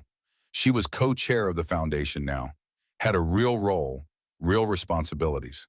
And tonight she had to speak, had to stand in front of donors and board members and tell her story, the real story, the painful parts and the healing parts and everything in between. This one, Vivian pulled out a dress from the back of the closet, deep sapphire blue, elegant, sophisticated. The kind of dress that said, I have my life together, even though I absolutely don't most days. Sloan took it, held it up. The fabric was beautiful, expensive. She'd bought it 6 months ago for this event, back when she thought she'd magically transform back into her pre-baby body by now. I don't know if this still fits. Only one way to find out. She went into the bathroom, changed. The dress slipped on easier than she expected. Her body was different now, changed forever by carrying 3 humans, by bringing them into the world, by feeding them from her own body for 6 months until her milk supply couldn't keep up with 3 hungry babies. She had stretch marks, loose skin, a C-section scar that was still pink and visible. Her breasts were different. Her hips were wider. Nothing about her body was the same as it had been. And for the first time in her life, she was okay with that. More than okay. These marks were proof, evidence of what she'd done, what she'd survived, what she'd created. She looked at herself in the mirror. Really looked. The woman staring back was stronger than the one who'd existed before, more confident, more certain of her worth, more comfortable in her own skin despite all the changes. Let me see, Vivian called through the door. Sloan emerged, self-conscious, waiting for judgment. Vivian's eyes filled with tears. You look beautiful. Seriously, stunning. You're biased because you love me. I'm honest because I love you. There's a difference. Vivian stood, came closer, fixed a strand of Sloane's hair. You're going to walk into that gala and every person there is going to see exactly what I see. A woman who survived something hard and came out stronger. A woman who built an incredible life from absolutely nothing. A woman who deserves every good thing that's happened to her. Sloane's throat tightened. I'm going to cry and ruin my makeup. Your makeup is waterproof. I made sure of it. Vivian smiled. Now let's do your hair and get you ready to tell your story. The real story. The one that's going to help other women realize they can survive too. An hour later, Sloan was ready. Hair done, makeup perfect, dress fitted, heels that she'd probably regret by the end of the night. She looked like someone who belonged at a high society gala, like someone who had it all figured out. The irony wasn't lost on her. Brennan arrived home from the office, still in his work clothes, immediately headed upstairs to change. He stopped when he saw her. Just stopped, stared. Wow, he said, simple, true. Wow, that's very articulate for a CEO. You've rendered me speechless. He came closer, took her hands, looked at her with that expression that still made her heart skip. You're the most beautiful woman I've ever seen, every single day. But tonight you're absolutely breathtaking. You haven't even seen yourself in your tuxedo yet. Wait until I see you in formal wear and we'll see who's breathtaking. 20 minutes later, Brennan emerged in his tuxedo, and Sloan had to admit, breathtaking was accurate. He looked distinguished, powerful, like someone who ran a $400 million company. But when he smiled at her, he just looked like Brennan. Her Brennan. The man who'd changed diapers at 3 in the morning and sang off-key lullabies and loved her so completely, it still sometimes made her cry. Elizabeth and Richard Sinclair arrived to watch the babies. They'd volunteered, insisted, said they needed grandparent time and Sloan and Brennan needed adult time and everyone would benefit. Are you sure? Sloan asked for the third time. 3 9-month-olds it's a lot. We raised 3 children, Elizabeth said, calm, confident. We can handle 3 grandchildren for one evening. Go, enjoy, be adults, remember what that feels like. Connor was already reaching for his grandfather. Ethan was showing his grandmother a toy truck with great enthusiasm. Nora was studying both grandparents with her usual serious expression, and assessing, evaluating, and determining if they were trustworthy. They'll be fine, Richard assured them. We have your numbers. Dr. Morrison's number, the hospital number, the numbers of 3 different neighbors. We're prepared for anything. Okay, we're going. Sloan kissed each baby. Connor, Ethan, Nora. Mommy loves you. Be good for Grandma and Grandpa. I'll be home soon. Define soon, Brennan whispered as they walked to the car. 4 hours maximum. Maybe 3. Definitely not more than 5. We're going to sneak out after your speech, aren't we? Absolutely we are. The drive to the venue was quiet, comfortable. Sloan's hands were shaking slightly. Nerves, anticipation, fear mixed with excitement. Your speech is going to be perfect, Brennan said. He knew her well enough to know she was spiraling internally. What if I forget everything? What if I freeze? What if I start crying and can't stop? Then you'll be human and people will connect with that. Your vulnerability is your strength, Sloan, always has been. The venue was stunning. Historic building in Manhattan, high ceilings, crystal chandeliers. The kind of elegance that made you feel underdressed no matter how formal you were.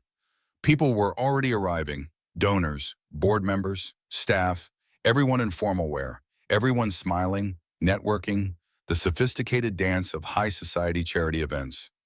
Sloan and Brennan entered together, her hand in the crook of his arm.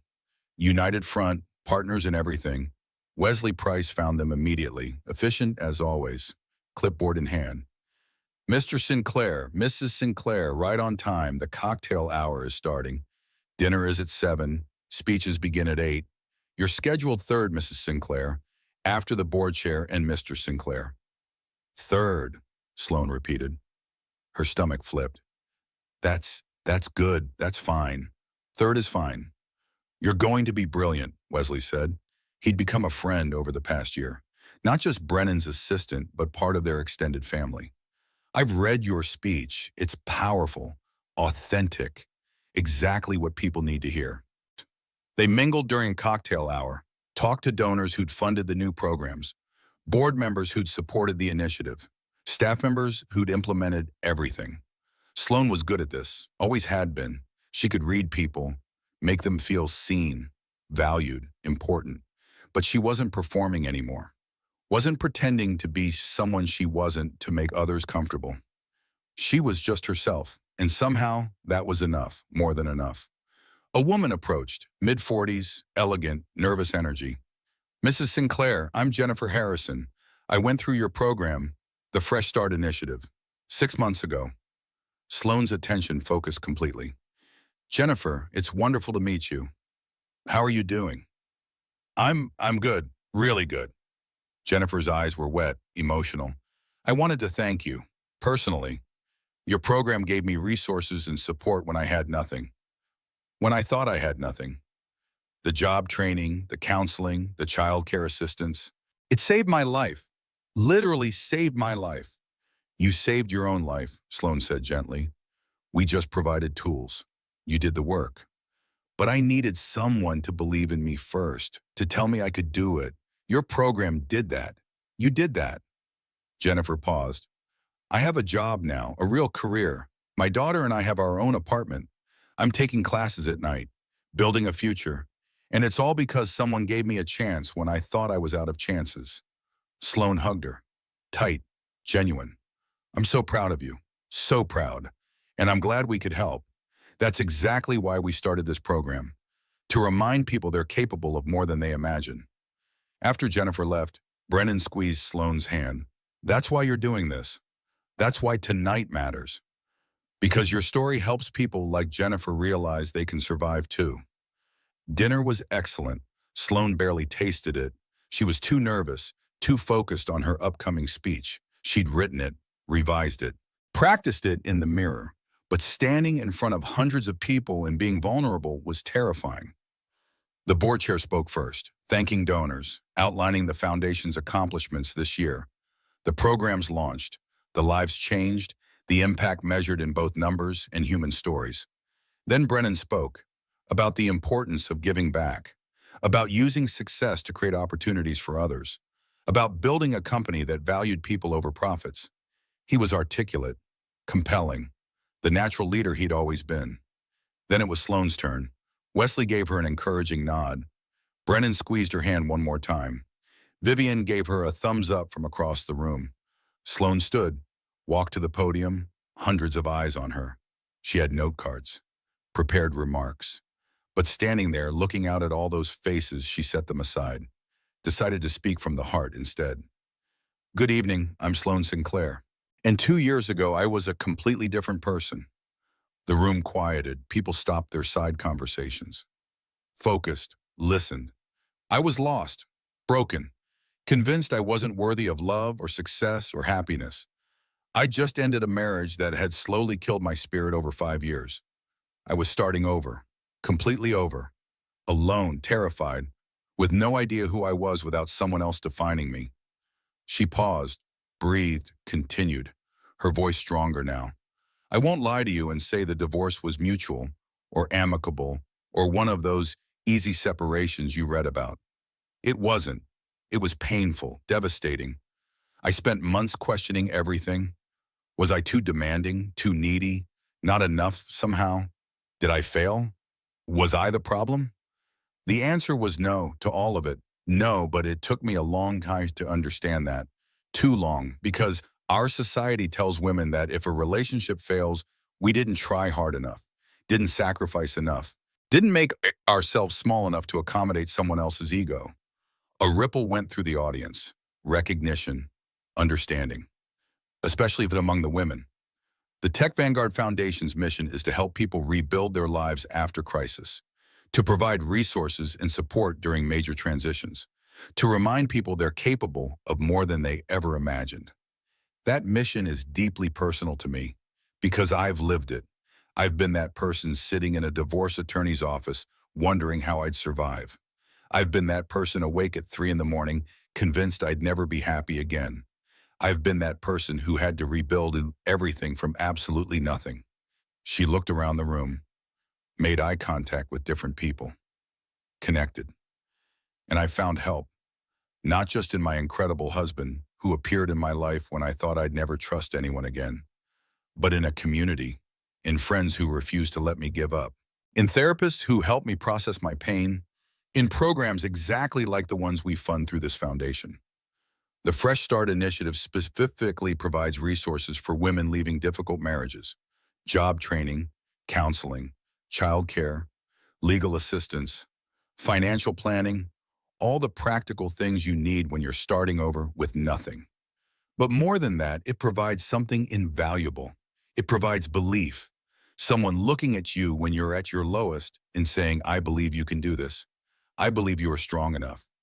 I believe you deserve better, and I'm going to help you get there. Her voice cracked slightly, emotion pushing through.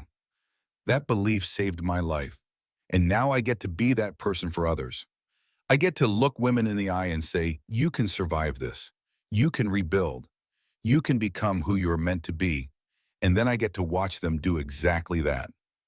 So when you donate tonight, when you support our work, know that you're not just funding programs, you're giving people permission to start over, to become who they were always meant to be, to build lives they actually want to live instead of lives they're just enduring. She paused. Final words. Most important words. You're reminding people that endings can be beginnings, that pain can be transformed into purpose, that broken pieces can be rebuilt into something even stronger than the original. That's not just charity. That's changing lives. That's saving lives. And I'm grateful to every single person in this room for being part of that mission. Thank you for believing in this work, for believing in second chances, for believing people can change and heal and transform their pain into something beautiful. Thank you. She stepped back from the podium. For a moment, silence, complete silence. She'd said too much, been too vulnerable, too honest, too raw. Then the room erupted. Applause, loud, sustained, people standing. A standing ovation that went on and on. Some people were crying, others were nodding vigorously. Everyone was moved. Sloan returned to her seat, shaking, emotional, overwhelmed.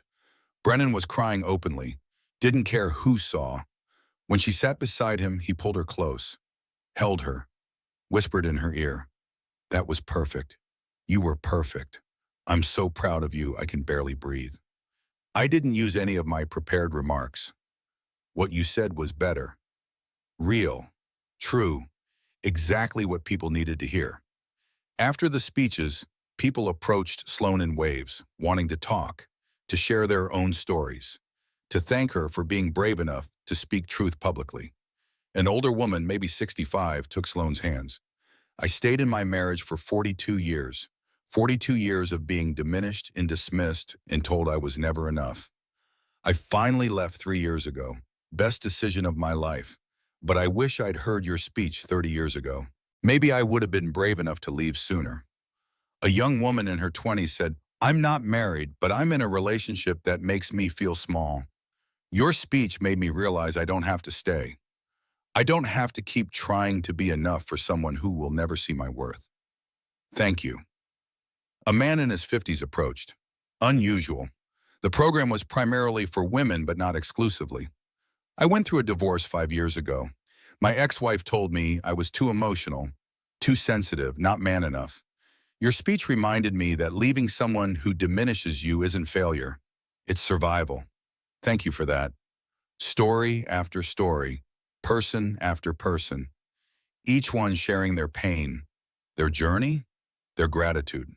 Sloan listened to all of them, really listened, held space for their stories, reminded them they were brave, they were strong, they were worthy. This was why she'd told her story publicly, why she'd been vulnerable, why she'd risked judgment, because her pain could help others. Her healing could light the way for someone else. Around 10 o'clock, Brennan whispered, "Ready to make our escape?" "God, yes, I miss the babies." "I knew you'd say that. Car is already waiting." They said their goodbyes, thanked the organizers, made promises to follow up with donors, then slipped out, back to the car, back to their life, back to what mattered most. The drive home was quiet, comfortable. Sloan's head on Brennan's shoulder, his arm around her, both processing the evening. "How do you feel?" he asked. "Exposed, vulnerable, powerful." She laughed. "All of it at once. Is that normal? For someone who just told hundreds of people their most painful story?" "Yeah, that's completely normal. I meant every word. I know you did. That's what made it so powerful." They arrived home. The house was quiet. Elizabeth met them at the door, finger to her lips. "All three are asleep, finally." Connor went down at 8. Ethan fought until 9:30. Nora watched us the entire time to make sure we were trustworthy. "Any problems?" "None. They were angels." "Well, Connor and Nora were angels. Ethan was Ethan, but we managed." Elizabeth smiled, warm, genuine. "How was the gala?" "Sloan gave the most incredible speech," Brennan said, pride clear in his voice. The whole room was crying. "I'd expect nothing less. She's extraordinary." Elizabeth gathered her things. Richard joined her. "We're going to head home. You two should sleep while you can. They'll be up in approximately 6 hours demanding breakfast. After Brennan's parents left, Sloane went upstairs, kicked off her heels, changed out of the formal dress into yoga pants and an old t-shirt. Felt like herself again. She checked on the babies. All three sleeping soundly in their cribs. Connor on his back, arms spread, completely relaxed. Ethan curled on his side, thumb in his mouth. Nora on her stomach, face turned toward the door, always watching even in sleep. "We made them," she whispered to Brennan. He'd come up behind her, arms around her waist. "Three perfect humans. How did we get so lucky?" "Luck had nothing to do with it. We chose this, chose each other, chose to build something real." They stood there in the doorway, two people who'd found each other after heartbreak, who'd built a family from very broken pieces, who chose each other every single day and every single night and every moment in between. Later in bed, Sloane couldn't sleep. Her mind was racing, replaying the speech, the conversations, the connections made. "You're thinking too loud," Brennan said, half asleep, pulling her closer. "Sorry, tonight felt important, like something shifted." "It did. You told your story, owned your journey, helped other people realize they could survive too. That's huge. I used to be so ashamed of the divorce, of failing at marriage, of not being enough to make Grant stay." Her voice was quiet, honest. "But tonight I wasn't ashamed. I was proud. Proud of surviving, proud of rebuilding, proud of becoming who I am now." "You should be proud. You're incredible. And I'm grateful every single day that Grant was too stupid to see what he had, because his loss was my gain. And I'm never letting you go. Promise, we propose? Promise forever." She fell asleep in his arms, safe, loved, home, exactly where she belonged. And for the first time in her entire life, she believed she deserved it, all of it, every single good thing. That was the real transformation. Not the speech, not the applause, not the recognition, but the internal shift, the belief that she was worthy, that she deserved love, that her pain had purpose, that her story mattered. She'd become exactly who she was meant to be, not despite her past, but because of it, through it, transformed by it, and that was everything. The first birthday party was Kate. Beautiful chaos. The kind that made you want to pull your hair out and cry and laugh all at the same time. Sloane stood in her backyard watching three one-year-olds toddle around like tiny drunk people. Connor was cautious, taking careful steps, studying the ground before each movement. Ethan was fearless, running, falling, getting up immediately to run again. Nora was strategic, moving with purpose, always with a destination in mind. Three different children, three different personalities, three different ways of experiencing the world. "I can't believe they're one already," Vivian said. She was helping set up the food table, coordinating the absolutely excessive amount of food Sloane had prepared. "Didn't you just give birth like yesterday?" "It feels like yesterday and also like a million years ago." Sloane adjusted the banner. "Happy first birthday," complete with photos of all three babies from newborn to now. "How has a whole year passed?" "Because time moves differently when you're not sleeping. Days are endless. Years are seconds." The backyard was decorated in their chosen theme. Animals. Not specific animals, just animals. Because choosing one thing all three babies liked was impossible. So they went with general animals and hoped that covered everything. Guests started arriving. Brennan's parents, his siblings and their kids, Sloane's parents who'd flown in from California, her sister with her family, friends from before the babies, friends made after the babies, Wesley with his boyfriend, Dr. Morrison who'd become a family friend, even Nurse Rosemary who'd been in the delivery room, and Sterling, Grant's brother, who'd maintained his friendship with Sloane throughout the year, who sent birthday gifts for the babies, who'd become an honorary uncle despite the complicated history. Sterling. Sloane hugged him, genuinely happy to see him. "I'm glad you came. Wouldn't miss it." "Where are the birthday children?" "Connor is examining the grass. Ethan is probably eating dirt. Nora is judging everyone's party outfits." Sterling laughed. "Sounds about right based on the videos you send."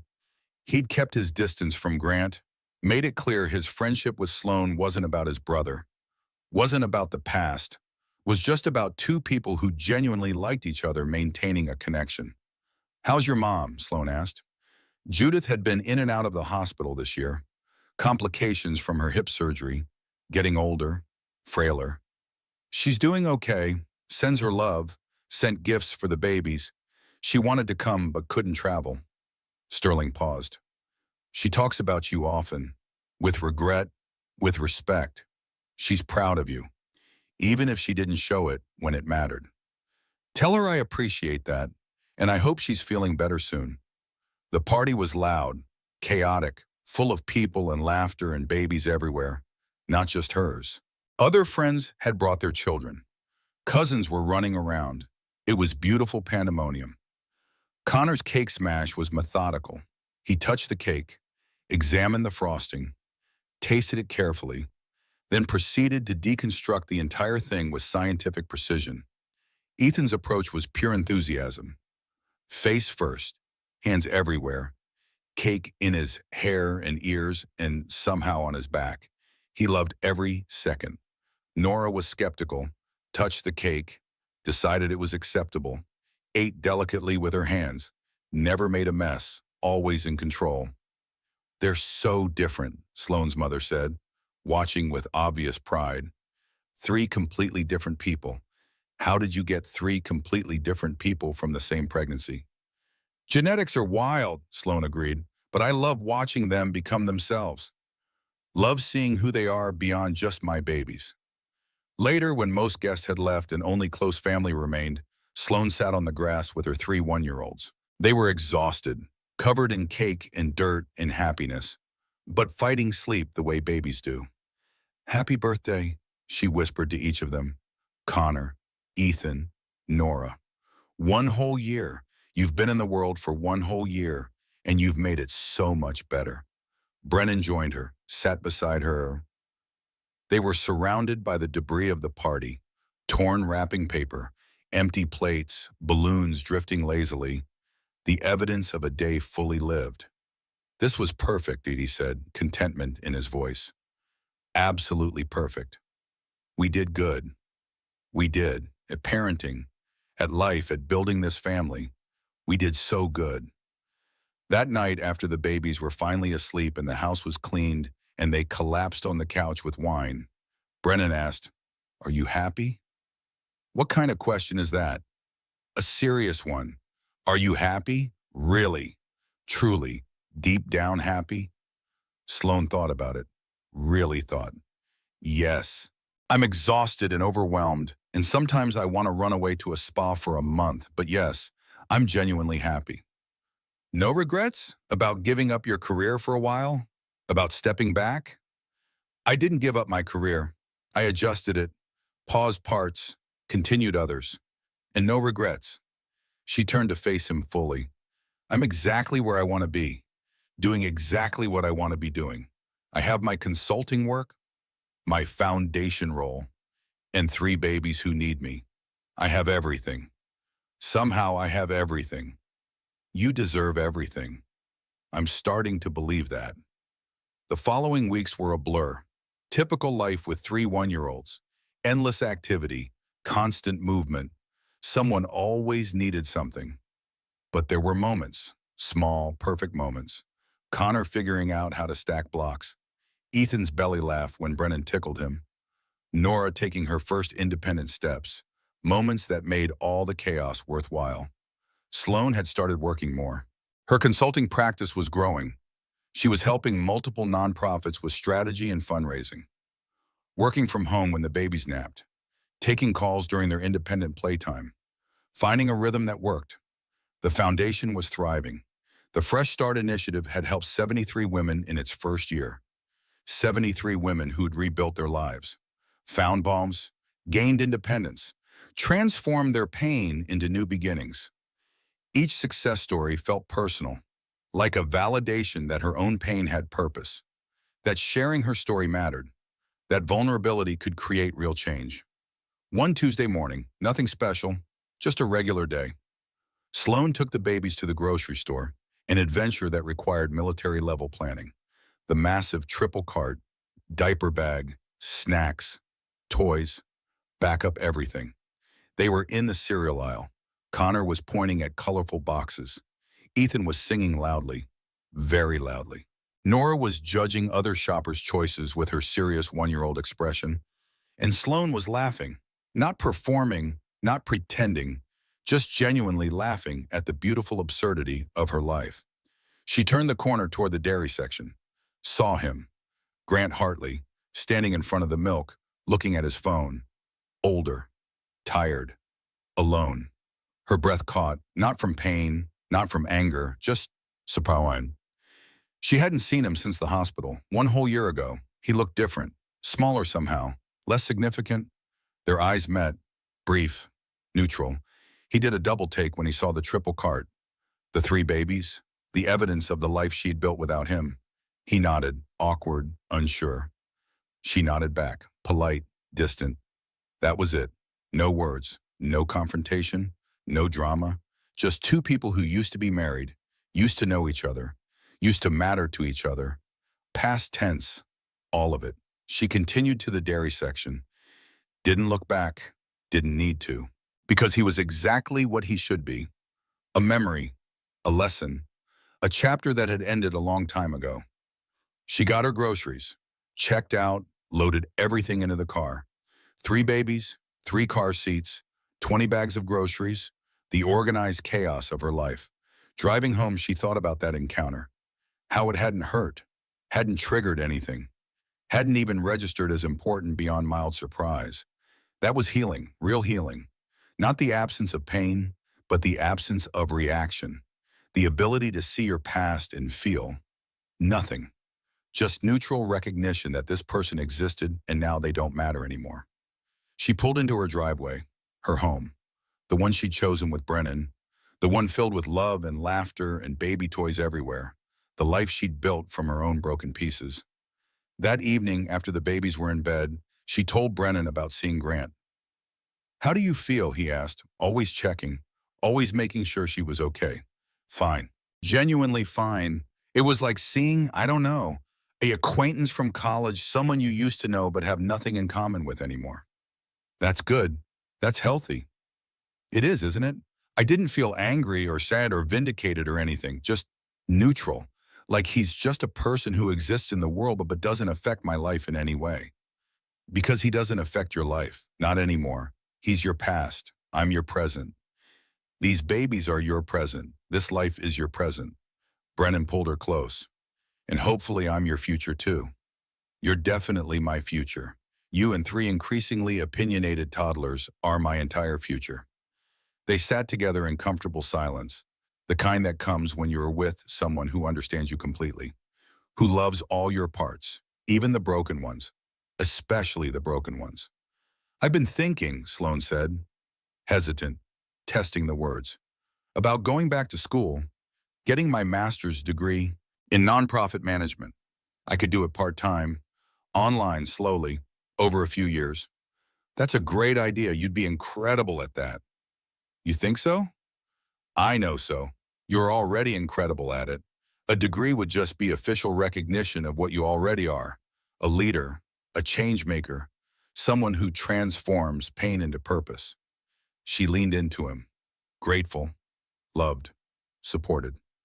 "Thank you for always believing in me, even when I don't believe in myself." That's what partnership is. We take turns carrying each other. Right now, you're strong enough to carry yourself, but when you're not, I'll carry you, just like you carried me through that product launch crisis last month. That was different. That was work stuff. Doesn't matter, we're a team in everything, work, parenting, life, all of it. 2 months later, Sloane enrolled in a master's program, part-time, online, flexible enough to work around 3 toddlers and a consulting practice and foundation responsibilities. It was hard, really hard, studying after the babies went to bed, writing papers during nap time, taking exams while Brennan handled all 3 children solo. But it was also fulfilling, challenging, proof she could still grow and learn and become more. The next year passed in a blur. Babies became toddlers. Toddlers became small children with big personalities. Connor was the thinker, always analyzing, always planning. Ethan was the entertainer, making everyone laugh, lighting up every room. Nora was the leader, determined, strong-willed, knew exactly what she wanted and how to get it. Sloane finished her first year of graduate school, strong grades, engaged in her classes, loving the intellectual challenge. The foundation continued to grow. They'd helped over 200 women now. 200 lives changed, 200 new beginnings. And Sloane had found her purpose, her calling, helping others heal the way she'd healed, creating pathways for people to rebuild, reminding everyone that endings could be transformed into beginnings. One evening, almost 2 years after the hospital encounter, Sloane received an unexpected letter. The envelope was cream-colored, expensive. The return address was a law firm she didn't recognize. She opened it carefully. Inside was a letter from Grant. Her first instinct was to throw it away, but curiosity won. She read, "Sloane, I know I have no right to contact you, no right to take up any space in your life, but I'm writing anyway because I need you to know something. Not for you, you don't need anything from me, but for me, Eddie, for my own healing and growth. I've been in therapy for 18 months now. Real therapy. The kind where you have to face your demons and take responsibility for your choices. And I've learned things about myself. Hard things, painful things, true things. I destroyed our marriage, not because you weren't enough, because I was too afraid to be vulnerable, too focused on external success to appreciate what real success looks like, too committed to work to commit to you, too broken to accept love even when it was freely given. You deserved so much better than I gave you. Better attention, better presence, better love. You deserved a partner who showed up, who chose you, who saw your worth and reflected it back to you every single day. I didn't do that, and I'm sorry. Not because I want you back. I understand you've built a beautiful life without me, but because you deserved an apology, a real one, without excuses or justifications or self-pity. You were an incredible wife, patient, kind, supportive. You gave me everything you had, and I took it for granted. Took you for granted and lost the best thing that ever happened to me. I'm learning to be better now, to be more present, to value people over profits, to show up for my relationships instead of just existing in them. I'm dating someone seriously, someone I'm trying to love better, to be better for. And every single day I use what I learned from failing you to try not to fail her. That's my punishment in my growth. Knowing exactly what I lost, knowing exactly what I did wrong, and spending the rest of my life trying to be better. I hope you're happy. I know you are. I saw your foundation's work online. Read about your graduate program, Barrett program. Saw photos of your beautiful family. You're thriving, and I'm genuinely glad. You deserve to thrive. Thank you for the years you gave me, even if I didn't appreciate them at the time. Thank you for teaching me what love looks like, even if I couldn't receive it then. Thank you for surviving our ending and becoming someone even more incredible than you already were. I wish you every happiness, every success, every good thing. You've more than earned it. With respect and regret, Grant. Sloane read the letter twice. Felt relief. Not forgiveness exactly. She'd already forgiven him for herself. But acknowledgement, validation, confirmation that it really wasn't her fault, that she really had been enough, that his choices were his responsibility, not hers. She showed it to Brennan. Let him read it, waited for his reaction. "How do you feel?" he asked, his usual question. Validated. He finally admitted it was his fault, his choices, his failures. She paused. But also glad he's growing, glad he's in therapy, glad he's trying to be better. Not for me, for himself, for whoever he's with now. Are you going to respond? No, I don't need to. This letter was for him, to ease his guilt, to complete his healing. I don't owe him anything, not even acknowledgement. You've healed completely, haven't you? From all of it. I think I have. Finally. Completely. Not because of this letter, but because I don't need this letter. Don't need his apology. Don't need his validation. I already know my worth. Already know it wasn't my fault. Already know I deserve everything good in my life. She filed the letter away. In a box of memories from that time. Things she didn't look at often, but kept anyway. Evidence of the journey, proof of how far she'd come. That weekend, they took the kids to the park, their favorite spot, the one with the big playground and the lake view. Connor immediately went to the swings, always the swings. Ethan headed for the slide, racing, competing with himself. Nora went to the sandbox, building, creating, designing. Sloane sat on a bench with Brennan, watching their children play, living their lives, being exactly who they were meant to be. I'm proud of us, she said. Simple, true. Proud of what we've built, who we've become, how we love each other and these kids. I'm proud of us too, especially you. You took something broken and made it beautiful. We both did. You were broken too when we met. Your divorce, your pain, your walls. And you helped me heal, just like I helped you. That's what partnership is. Mutual healing, mutual growth, mutual choosing.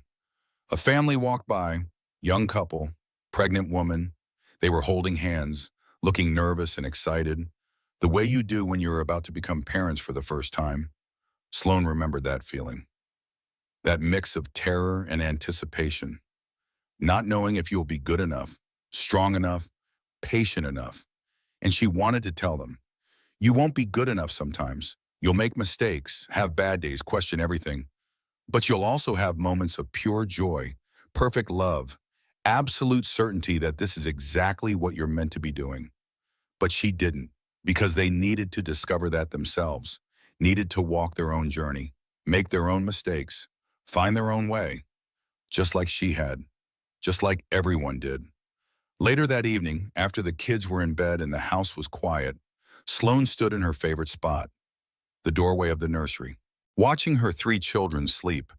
They were so big now, not babies anymore, real children with thoughts and opinions and entire personalities. In another year, they'd start preschool, then kindergarten, then the world would have them more than she did. But for now, for this moment, they were hers, her babies, her miracles, the lives she'd brought into the world from love and intention and hope. Brennan came up behind her, arms around her waist. Familiar, safe, home. What are you thinking? He asked. His usual question. That I'm grateful for all of it, every single part.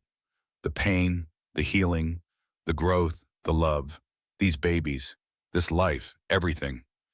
Even Grant, even the divorce, even the hard parts. Especially those parts, because they made me who I am, taught me what I needed to learn, led me exactly where I needed to go. She turned in his arms, looked at him directly. If I hadn't married Grant, I wouldn't have learned what I didn't want, wouldn't have developed the strength to leave, wouldn't have been ready for you when you appeared, wouldn't be who I am now. So you're saying Grant was necessary? In a way, not him specifically, but the experience, the pain, the growth that came from it, that was all necessary to shape me, to prepare me, to make me worthy of this. She gestured around, their home, their life, their family. You were always worthy of this. But I didn't know that, didn't believe it, had to learn it the hard way. She smiled, sad but true. Some lessons can only be learned through pain, through breaking, through rebuilding yourself from absolutely nothing. They stood there in the doorway, 2 people who'd found each other after heartbreak, who'd chosen each other every day since, who'd built something real and lasting and true. I love you, Brennan said.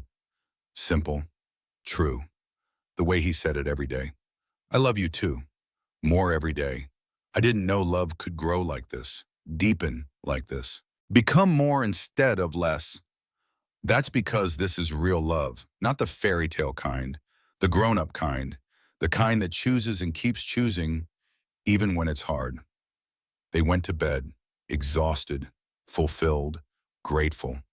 2 people who'd figured out how to love well, how to be partners, how to build a life worth living. And Sloane fell asleep thinking about her journey. From that broken woman in the divorce attorney's office to this: wife, mother, student, advocate, healer, whole. She'd become exactly who she was meant to be, not despite her pain, but through it, because of it, transformed by it. She'd taken her endings and made them beginnings, taken her broken pieces and built something beautiful, taken her pain and given it purpose. And that was everything, more than she'd ever imagined possible during those dark days after her divorce. She'd survived, she'd healed, she'd thrived, she'd transformed, and she'd done it all herself with help, with support, with love, but ultimately through her own strength, her own determination, her own refusal to stay broken. That was the real victory, not revenge, not vindication, not proving anything to anyone, just choosing herself, choosing healing, choosing to believe she deserved more, and then building that more with her own two hands. That was power. That was transformation. That was the kind of justice that actually mattered, the kind that changed lives, starting with her own. And as she drifted off to sleep in her husband's arm, in the home she'd chosen, with 3 babies sleeping down the hall, she knew with absolute certainty this was exactly where she was meant to be. This was exactly who she was meant to be. This was exactly the life she was meant to live, not in spite of her past, but because of it, through it, transformed by it into something stronger, something better, something whole. And that was the real ending, the real beginning, the real everything. She was home, finally, completely, forever home. So that's Sloane's story, from broken wife to thriving mother, from someone who thought she'd never be happy again to someone who built happiness from her own broken pieces. Here's what I want you to think about. Who in your life needs to hear this story? Who's going through their own divorce, their own heartbreak, their own moment of wondering if they'll ever be whole again? Share this video with them, because sometimes people need to hear that endings can be beginnings, that pain can transform into purpose, that you can survive what feels unsurvivable. And if this story resonated with you, if Sloane's journey reminded you of your own, drop a comment below. Tell me what part hit hardest. What moment made you feel seen? I read every single comment, every single story, because your healing matters too. Hit that like button if you believe in second chances. Subscribe if you want more stories about real people surviving real pain and coming out stronger. Share this with someone who needs permission to start over. And remember, you're not defined by who left. You're defined by who you became after they did. See you in the next story. Until then, keep choosing yourself. Keep healing. Keep believing you deserve more. Because you do, you really do.